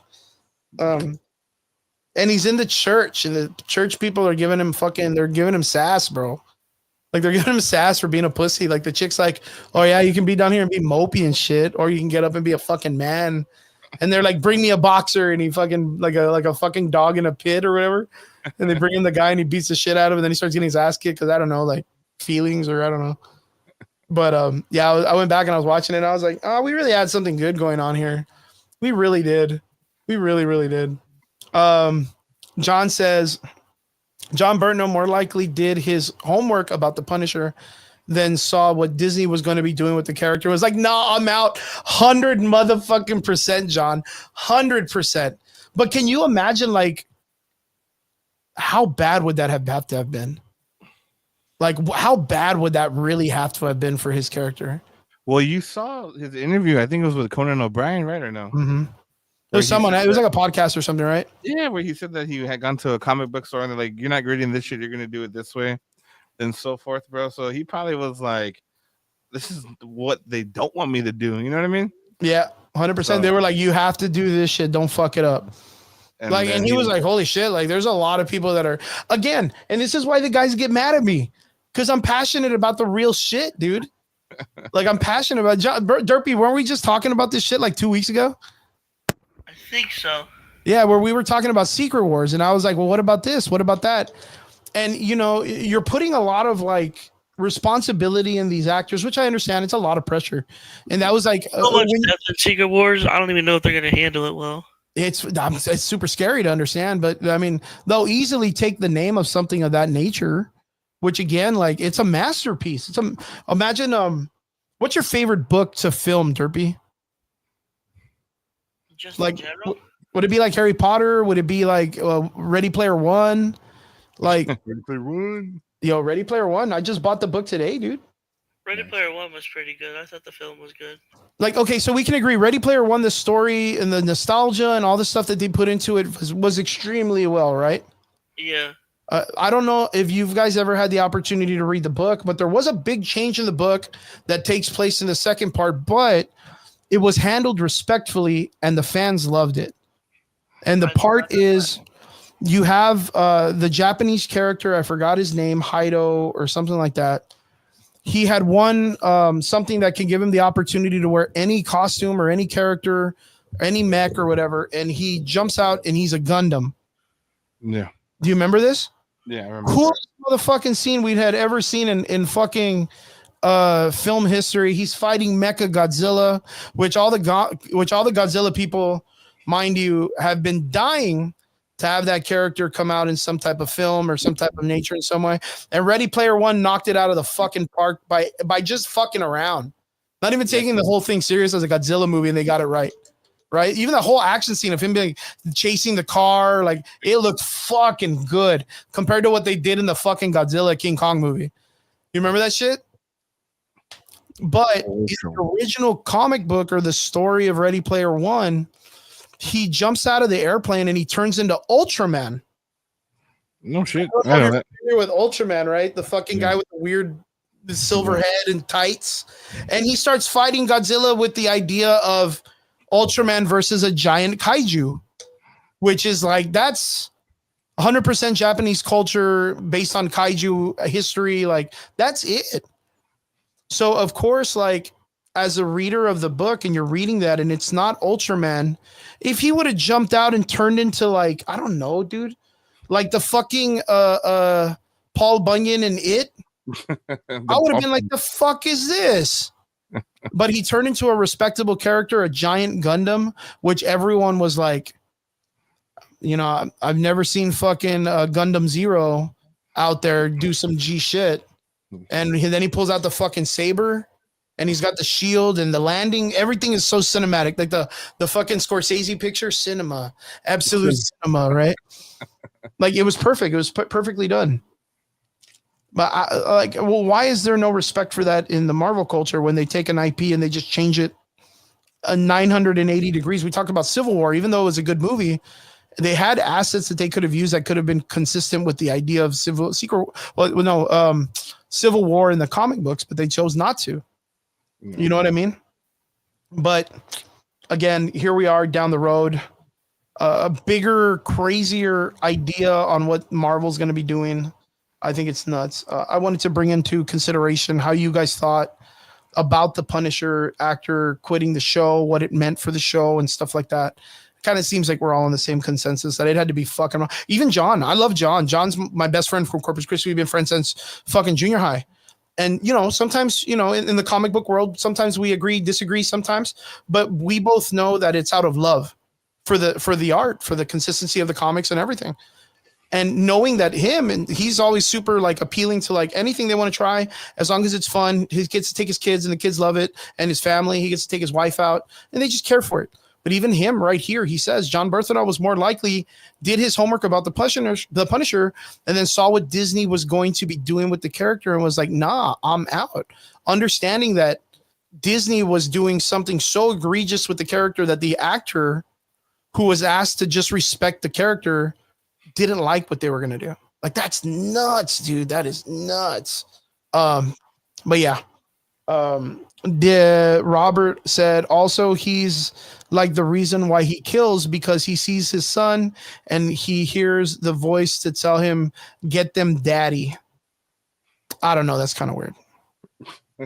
Yeah. I remember just back in the day, it was just the idea of his kids being killed and the wife being killed. But Netflix did John, 1,000,000%. John Berthenol would be a very difficult person to replace as the Punisher. Who would you even consider? Who would can you imagine? Bro. Can you imagine the uproar the fan base would do if you were going to replace John Berthenol's Punisher? Bro, Tom Jane, bro. Yeah, you're going to bring back the original Punisher? Yeah, okay, bro. Why not? I like that. Did you ever see the video of him and both of them going to go gun train together? No, I haven't seen that one. It's good, dude. And by chance, did you ever see the video that guy did of Dirty Laundry? No. Bro, we're going to check that out after the show. Me and you. Sounds like we're going to watch that shit. And you're going to be like, holy fuck, why have I never seen this? It is good. And that guy did an amazing job as the Punisher, too. I think he did fucking fantastic. He really was. And the same thing with the man that the guy that passed away, the one that was in Star Wars. Fuck me. He was in Punisher Warzone. The guy that played. Seagal. Which one? Steven Seagal? No. Fuck, what was his name? Fuck. The guy that he passed away, he was Ray Stevenson. Ray Stevenson. Yeah, I don't Ray want to go up in my fucking shit. Yeah, Ray Stevenson. I don't give a fuck what nobody said. Ray Stevenson in that fucking movie was G as shit. But again, like, okay, how many people remember this movie? Derpy, do you remember this one? Let me pull it up real quick. Chrome tab Punisher Warzone. Do you remember this movie? Bro, I'll be honest, bro. I never saw it. I'm not gonna lie to you. If you get a chance to watch it, it's so fucking crazy that we're talking about it right now because this style of filmmaking is what the Disney Daredevil reminds me of. Like, this is like the CG that they use and the studio sets. It all reminds me of the way they made this film. Do you remember this one, Derpy, or no? I do not. It was a good film. I'm not going to lie. I think Ray Stevenson did an amazing job. There were some parts, but there's some pretty fucking corny parts. There's a part where, like, he's going to question a bunch of, like, parkour guys. And he shoots a guy out of the sky with a rocket. Like, I can't make that up. It sounds stupid as shit, but it's really silly. I wish I could bring it up, but I don't know where it would be. Oh yeah. Smokes a parkour guy. There. Ooh. Shut the fuck Look at how stupid this looks. And tell me that does not look equivalent to like when Daredevil at the beginning of the movie like jumps and lands on the roof before he fights Daredevil. When he swings in, anytime he swings in, like Spider-Man when he swings in a thing, tell me it doesn't look like this corny like that's so dumb, dude. Everybody's just CG like done differently, and then this dude's like, what? This guy shifts with not even a rocket launcher. He's using a grenade launcher. You know what I mean? Like, how silly does this look? Come on, dude. Come on. That's what the Daredevil show kind of reminds me of. Oh, yeah. But Jesus, okay. Fixing a nose with a pencil, that is an actual thing that you do. I've done that for fighters in fights with a ballpoint pen, where like you'll take the soft part and put it in the nose and line up the what is it called? The septum, the bone, to line it up correctly so they can breathe. So that has truth to it in some way. Like the fixing the nose with a pencil, that has truth to it. The fucking shooting a guy out of the sky with a rocket launcher and him just going poop in the air, that has zero accountability for fucking physics, man. Like, why would you even fucking shoot a guy doing parkour? Like, goddamn, man, shoot him with a gun. Just shoot him with a gun. Why waste a fucking huge ass rocket? Yeah, but that movie, it looks cool. Yeah, because it looks cool. If you get a chance, you need to watch it. There's some really, really good parts. And the villains, it's crazy because it's very like Batman-y. Like George Clooney Batman-y, like very Batman 3 or Batman 2, which is the one we were talking about the last time, Derpy, with Mr. Freeze. Batman Forever. Yeah, 4 or 5. It's very corny, man. Yeah, it's about sending a message when he's telling the brother. The brother's so dumb too. He's such a good actor. He comes out a bunch of shit, but like he's like, "Oh, hey brother, can I go and do it?" He's a silly dude. Like it's just so dumb. Like really corny, like corny mobster villains. It's so dumb, but it's fucking funny. If you guys go watch it, David, you're probably not gonna watch it, but you're gonna watch it. I'm gonna make you. I'm gonna watch it at some point now more because you showed me that fucking parkour scene. I'm not gonna lie to you. Yeah, I think Ray Stevenson himself does very, very well, and then the guy who is the friend, he plays a pretty funny role too. So if you guys get a chance, make sure you guys go watch it. Punisher Warzone, Punisher Warzone, super worth it. Super worth it. Crispy choice, very crispy choice. Onwards to the next part of the conversation. This is going to go with something like my boy Derpy wanted to cover and talk about that he talked about. Boys, there last week we didn't get to talk about it, but the week of last week's show, they released a trailer for a live action Lilo and Stitch. Cool. We've seen this ever since like the Super Bowl and some drops and stuff like that, but they released a live action trailer. David, did you see the live action trailer? I saw the trailers. I've seen most of the trailers, bro. Asher's a big Stitch fan, bro. Awesome. That's perfect. Perfect. I have to. And Derpy got to see it too. I myself have not been on the internet long enough, which is crazy because I'm just playing Helldivers most of my life. So I'm on the internet, but not looking for aliens, heresy, Warhammer. But yeah, live action Lilo and Stitch dropped, and I had a question for you guys. Live action Disney videos and stuff like that. Is it busting or is it disgusting? Boys, Derp, I'm gonna let you kind of take this on the reins because this is something you wanted to talk about. You were pretty hyped about the trailer. If you're there, Derp, are you there, man? Yeah, I'm here. Yeah. Tell us about the Stitch trailer. Finchy TV, man, good to have you on the show. Thank you for jumping in. He says, I thought the Stitch trailer was pretty cool. Derpy, let us know, man. What did you think of the trailer? Let me find it while you're talking about it. Well, as a fan of the original, it looks pretty faithful. Oh, nice. It looks pretty faithful besides some parts that I've heard from of the plot changes.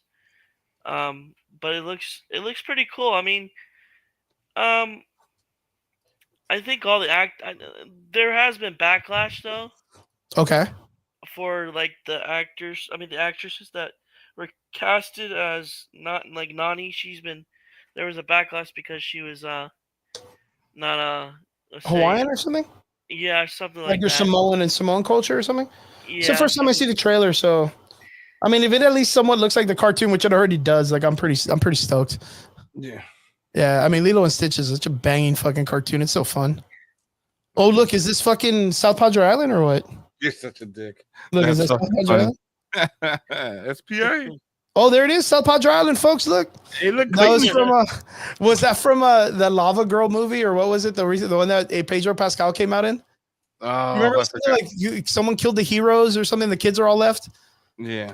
So in that video, they show something like this, and they're like on the coast of South Padre Island, and I was like, the fuck out of here, dude. Like, what the fuck are you talking about? We don't got mountains and shit. It's just flatlands, dude. What the fuck is a mountain for? So yeah, okay. I'm sorry. Go on. Actually, I'm gonna let you just play it out until you're done watching. Yeah. No. Talk, because I don't have any audio. I'm not gonna put audio because if I do, the fucking Disney's gonna be like, got him. You can pause it on, Folks, we got him. I guess. Wait, but this girl, she looks Samoan or Hawaiian. Go back and pause it on. I'm pausing on Leo for me. Right here. No, when she looks into the window, one more. That part. No, one more shot. Hold on. Okay. Fucking fake ass stunt work. No, I'm just kidding, dude. This part? Right there. Yeah, right there. That's good for now. Okay. She looks like Lilo, so I mean. Yeah. I mean, it's the Nani part is what the backlash for Nani is what's worrying me because I don't want it to fail because of that. Is it because she doesn't have the cheeks or what? You could say that. I guarantee that's what it is. Is people's like, yo, where are them thighs, man? Because that's the whole thing about the whole show that everybody was always talking about in the cartoon is like she's got like fucking huge legs. Yes. Oh, if that's the thing, that's just sad as shit, dude. That's weird. That Stitch looks good. Who's this guy? I think that's a psych new character. Okay, like a new character. Yeah, a new character, but he like just says one line. Oh, he looks cute, man. Fucking Disney's gonna be selling a fuckload of these toys. So this is Nani, right? Yeah. Okay, this is the sister. Yeah, she's pretty. Yeah, she's a pretty lady. I only got eyes for one woman. Okay. Does Nani have her hair up? I thought she had her hair down. Or ponytail. In the cartoon, she has it down. Down, right? Yeah. Okay. All right. Yo, Finch, I see your comment. We're gonna watch this real quick and then we'll get back to it. Did he just take a dude out with a CD? That's rad. That is rad. Yeah. Is that the boyfriend? Yeah, that's the boyfriend. Okay. That's, I forget what his name is. I forget his name. Yeah. David. Yes, David. He's like fucking. That was funny. It's me.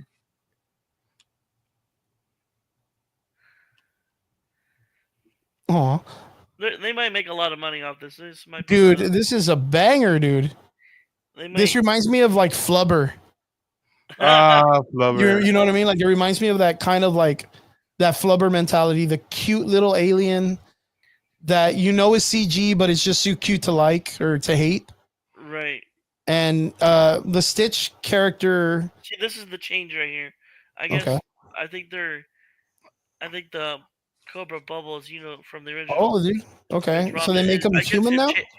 Yeah, they're human now too. That's another change that they didn't have in the original. I mean, he looked pretty dope. What about the big shark guy? Are they going to show him? I don't know if he's in it or not. Oh, that kind of sucks. But I'm pretty sure he is though, because that's the whole. I hope they don't fuck that up. I mean, if they got the little alien dude, he looked good. This guy, like I'm guessing that's him, the shark guy, right? This is gonna be the shark guy. No, that's Jumba. What's that? Was the shark guy, right? See, because this guy looks good. That's Pleakley, and then that's Jumba. Yeah, he looks good. This should be that's the scientist that created Stitch. Oh, I get you. Okay, that's who this is then. So it might not even be the shark guy going after him. Right. It's like a Robotnik kind of thing, right? Right. Oh, that's kind of sucky. But I guarantee it's gonna make more money than most of the live actions. It's gonna make a crazy amount. I think this. Finch even says it in the comments. He's like, "This movie's gonna crush, dude. It's gonna crush." And again, all they got to do is get close to the source material, respect it enough that people love it, give us a really great design, unlike Sonic with the ugly eyes. You know what I mean? They don't fuck that up. I mean, these guys, they got an instant banger, dude. Finch comes in with the truth bombs. Lion King was an abomination. Yes. True. Aladdin was better than I expected, but still not great. I agree. True.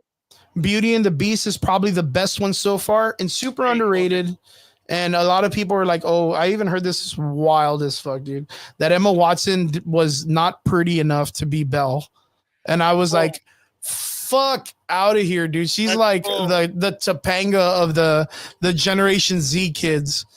Like all the Generation X guys my age were in love with the Boy Meets World girl Topanga. And I guarantee that was Emma Watson being Hermione from Harry Potter.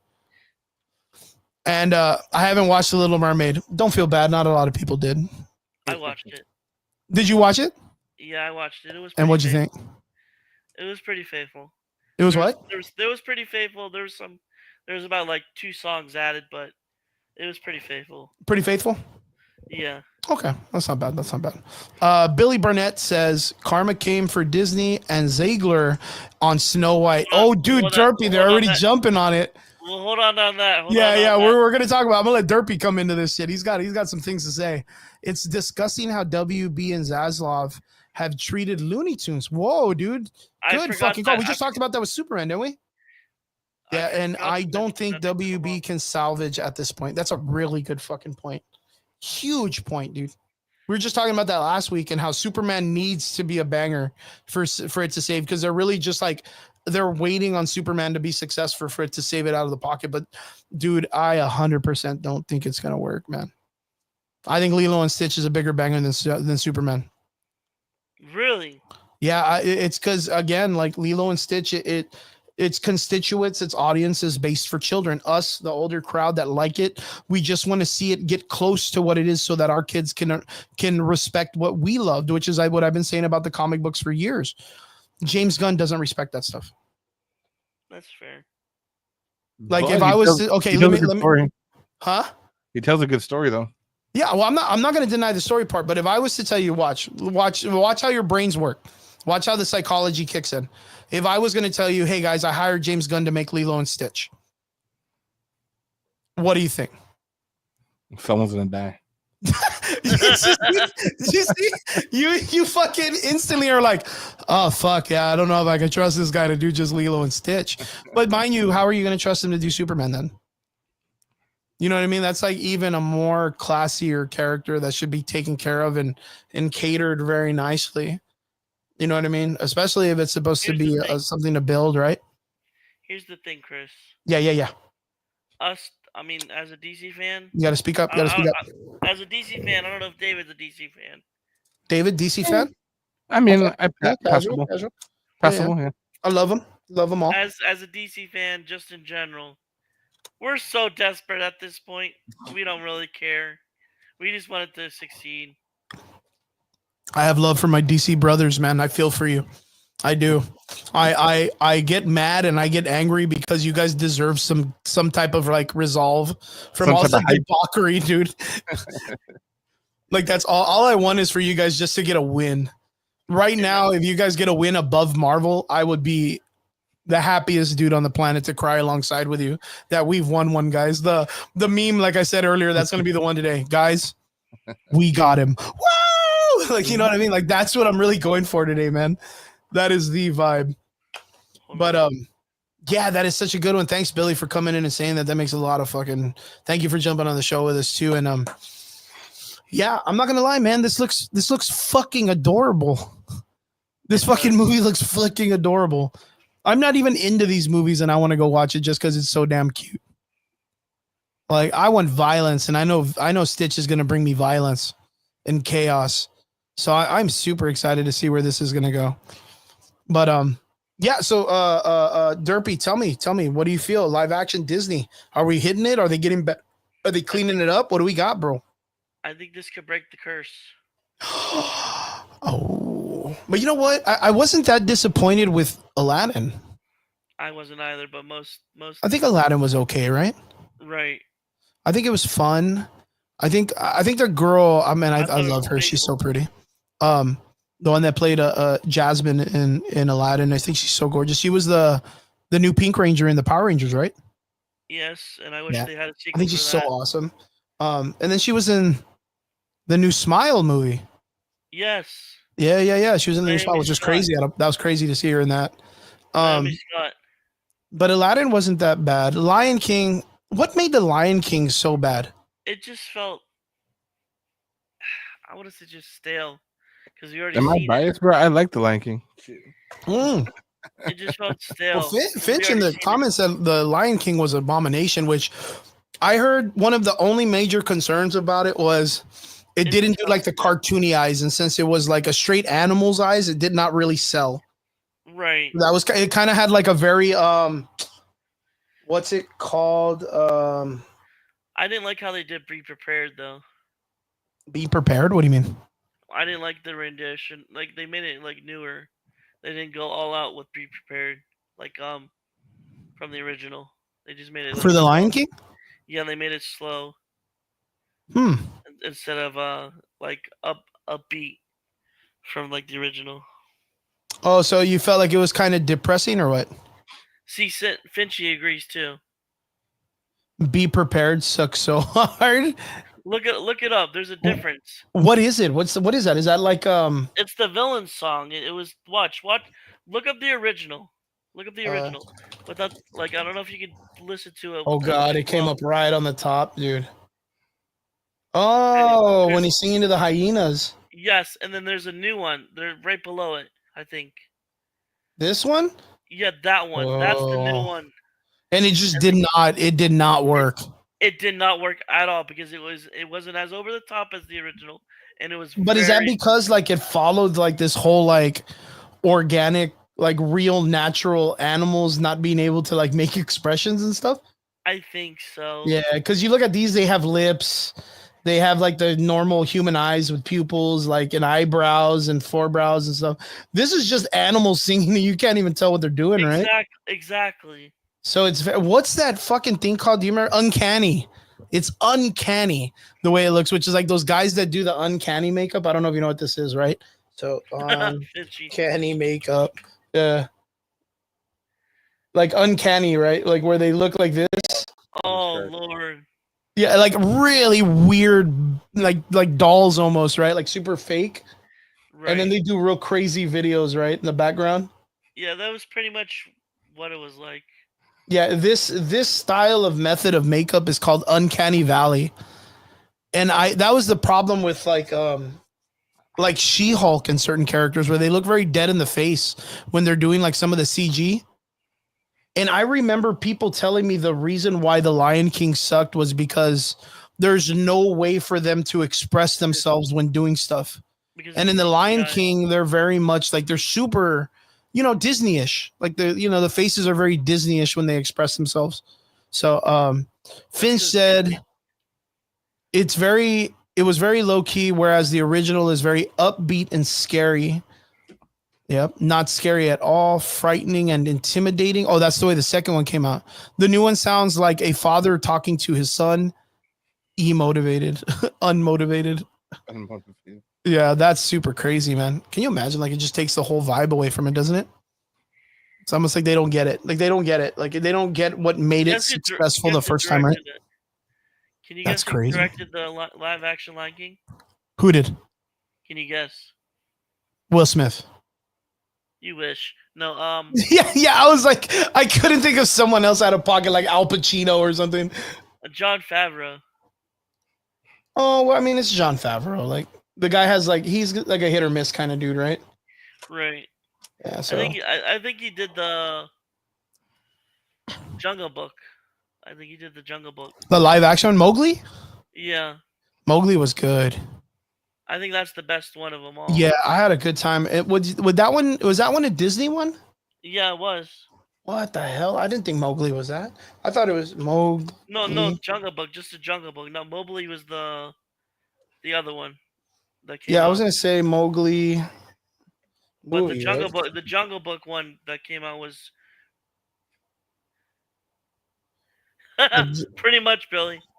Yeah. Just make lions whispering. That's funny.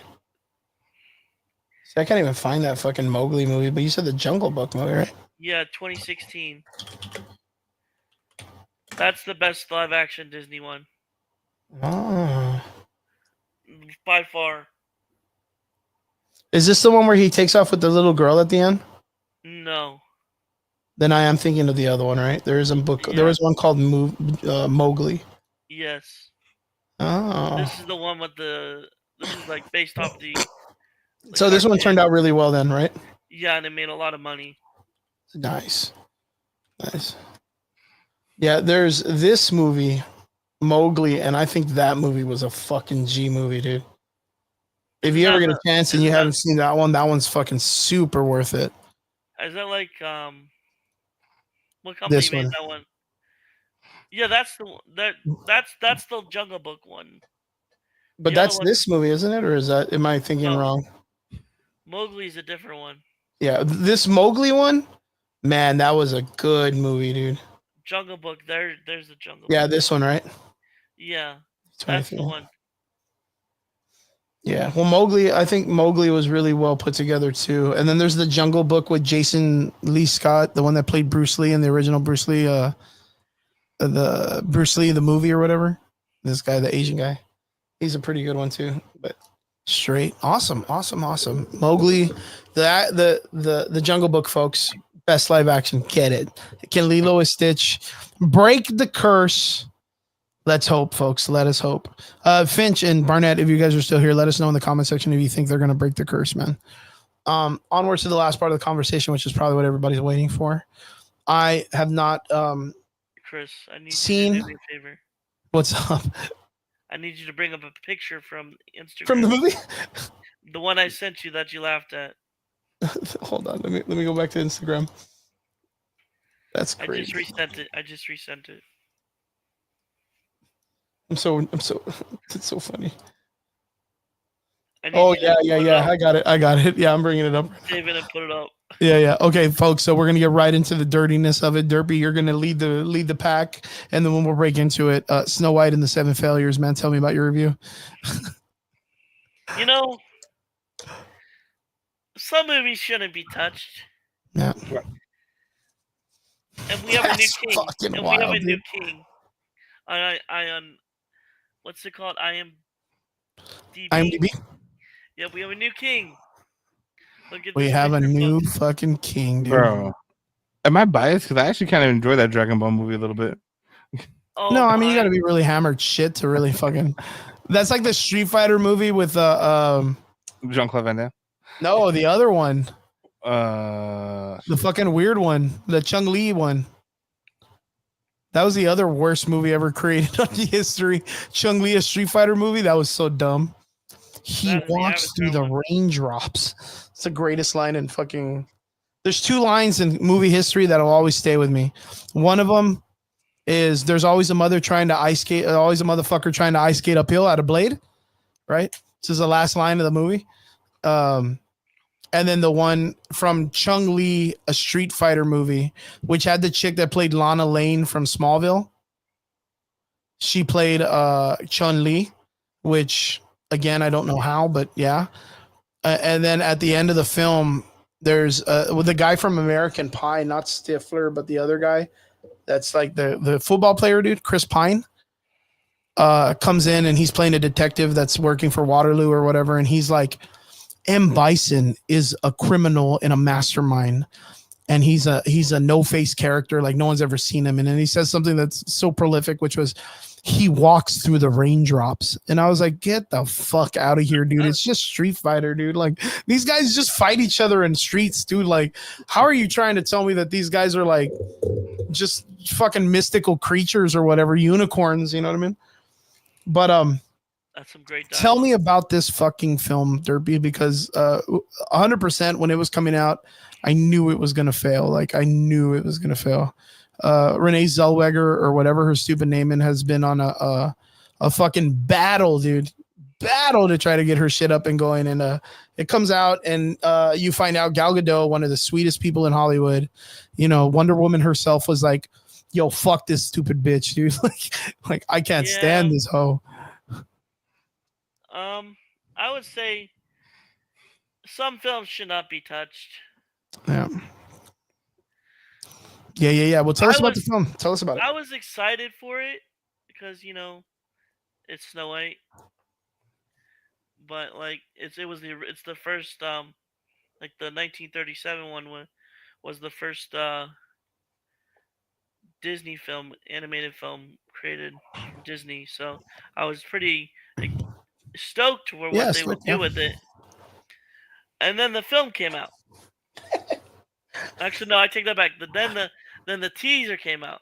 It got me a little bit, more, just because of the animation and all around it, because of the just when you're younger, when I was younger, you get excited when you see it. Right. Yeah. I mean, mind you, when the first trailer came out, the Seven Dwarves were just actors of normal size playing miniaturized versions. Right. When a company that's been talking about exclusivity and diversity and stuff didn't even consider hiring like little people to play these roles, when they're like, right, literally built for these roles, like birthed in the object of the idea of this part. So the company that is the most open to allowing people opportunities to come out and be a part of films did not open the opportunities to people who get less roles in those positions. So, mind you, thank you, Disney. Never racist. But this film, it let's just say, Gal, I'll say the most part, everyone is hating on Gal. I thought she did a pretty good job as the queen. Okay. That was probably the most positive part of the film. Yeah. And then what about it wasn't faithful. It was all over the place. What do you mean?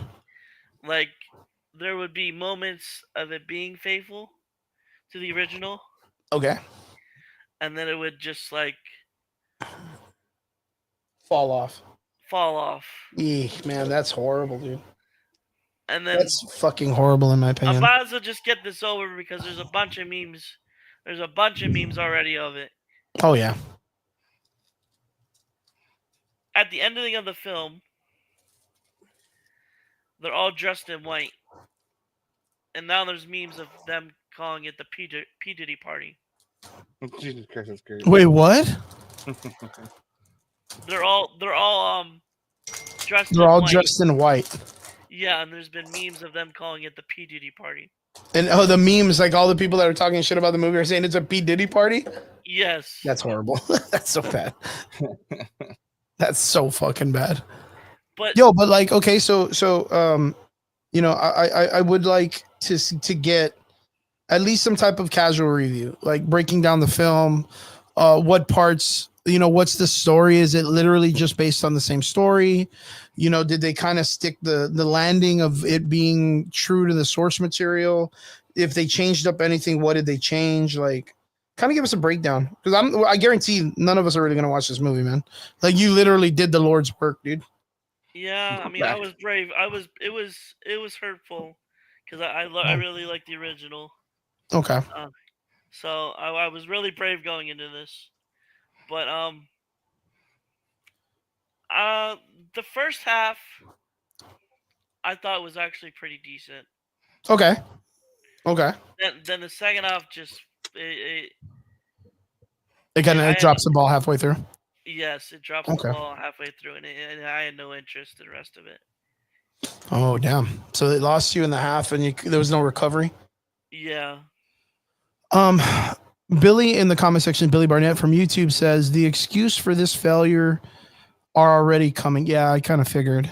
Yeah. Saw a bunch of comments on X bashing the original film. Yep. And the basic calling of the OG characters a plaque of wood. Guess kindness and innocent are lost. You know what? And that brings up a very important thing that I've talked about for years, right? I don't know, David, you'll probably remember me asking this in some way or in some culture. Like, have we passed the silver age and the golden age of like the old school, like good storytelling of comics, where like it doesn't need like the perversion or some like villain that's relatable that we can be like, oh man, Thanos snapping out half of the culture. Like, I get it, man. Jeez, I don't know why he didn't wipe out 2/3 instead or whatever. Like, you know what I mean? Like, just because it's like, wow, he's sad. I get it. it's a really interesting way, the way Billy puts it at the end, where he's like, I guess kindness and innocence is lost because of the fact that the story of Snow White gives you this ideal about the evils and the atrocities of someone taking the life, I guess you could say, because they do put her to sleep, right? They do. Taking the life of a character based on her youth and beauty, because the older person is afraid of getting old and dying, and they prevent them, or they kind of show them to be like a witch or whatever.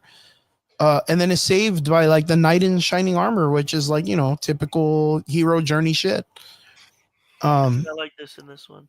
It's very much like just a little girl or a kid's storytelling of, the hero coming to save the day, and there's a victim and they need to be a justice, right? Right. I almost am scared to ask this question. Yeah. But was there like, I'm gonna put it out there the way it is, but was there like the woke culture of the kiss being like non-consensual, like to save her? I don't know. Because originally in the Snow White story, you have the prince. I want to say the Fresh Prince of Awesomeness or whatever. What do they call him? The Fresh Prince of Awesomeness, bro. Yeah, I don't remember. I just remember being like the prince, right? He shows up. He sees her asleep, and he leans over. But that's because, if I'm not mistaken, in the original story, he knows that a fair kiss will wake the sleeping maiden or something. I don't know. He like makes a statement, right? Right. Which means it's prolific. It's like a prophecy, right? It's like a prophetical situation. Yes. Stories, legends, or something in that nature. He leans over to kiss, thinking he can break the spell, and he does. Boom! Saves the girl. The girl wakes up. They fall in love. I can't believe you saved me. Like, we're destined to be together. All that stuff. It's not really like, it's not fair. Like, she didn't really get to choose the love of her life. Like, her dad made her marry him, and you know what I mean. Like in those cultures. But did they change that in this modern age story to something where like she just wakes up on her own and she's like, ew, like not without me saying yes sir or whatever, No, that part they pretty much stayed put to. Oh, so they didn't change that at all? Except, I mean, the way they did it was different. How? I gotta know. Like I said, it fell off. I had no interest of the rest of the film. So you were like, I was asleep. I was like, I don't know. I was eating my Whataburger out of my back pocket because I snuck in a bunch of food and shit. Pretty much. For nothing. For nothing. No, Zegler in this was like, how you said you're woke a little bit? She was a little bit, because she said, I can do my, how they've been trying to do with the female, strong, independent, all that stuff. Oh yeah. There was a little bit of that in it. Like, I could do it on my own. I don't need. I can save myself. Yeah, there was a little bit of it in there. so it I was disgusted a little bit about that. But when you're speaking about like the kiss and all that, it was pretty close, but not done the same way as the original. So how did they change it then? They changed it by him not rescuing her. Wait, say that again? He didn't rescue her by the kiss. He did, but like the way they did it. See, I don't even remember, unfortunately, because I was, like I said, I was out. Like I had no interest in the second half of the film. What the fuck? Yeah, I know. It was that bad. Oh man, that's rough. That's rough. Like it's so crazy because like I wonder, because like you're saying like you were probably in and out because it was probably just uninteresting, right? Right. But I wonder if they changed it in the sense of like she breaks the spell by accident, or someone has a change of heart and they wake her up, and then the guy comes in and they're running around dodging bullets, or fucking the dragons chasing them for a big like Transformers chase scene. and she grabs the rope like to swing to another place, and then she grabs him by the waist, and then she kisses him like Luke Skywalker and Leia, and then she swings and she's actually holding the dude, like just like the girl boss kind of mode kind of stuff, right?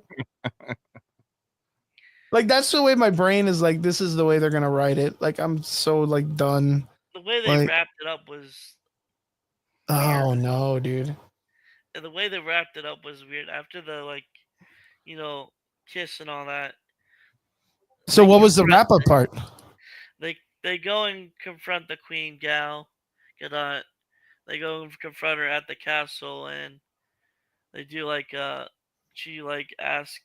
I remember Rachel as Snow White says, "I remember when you used to be a farmer," and then because all the knightsmen are like farmers, Uh-huh. and that's how they convince. That's how she convinces them to get on her side, and it was like, that's how they're gonna do it. That's how they're gonna do it. And I was like, really? That's how you're gonna wrap it up? And Is it because they're trying to do like the Marvel fucking multiverse with this thing now, or what? I wouldn't say that. Like they're gonna bring in like Cinderella, I or they're wouldn't gonna know, bring in, no. you know what I mean? Like they're gonna be like, we're Yeah. gonna avenge, we're gonna get all the princesses together and get all the Gauntlet Kingdom of Hearts, Princess- baby. They wouldn't make a lot of money if they did that, but I don't think they'll ever do that. But what would be the thing? Like, what are you gonna bring them all together to do? Like, fucking do They what they did did that in Wreck-It Ralph? Put them on beanbags and have like a girls' night? Like, what are you gonna do with That's them? pretty much they did in Wreck-It Ralph. So I mean, Yeah, like there's no like, they're just a Disney. I wouldn't mind them doing like an animated Kingdom Hearts film.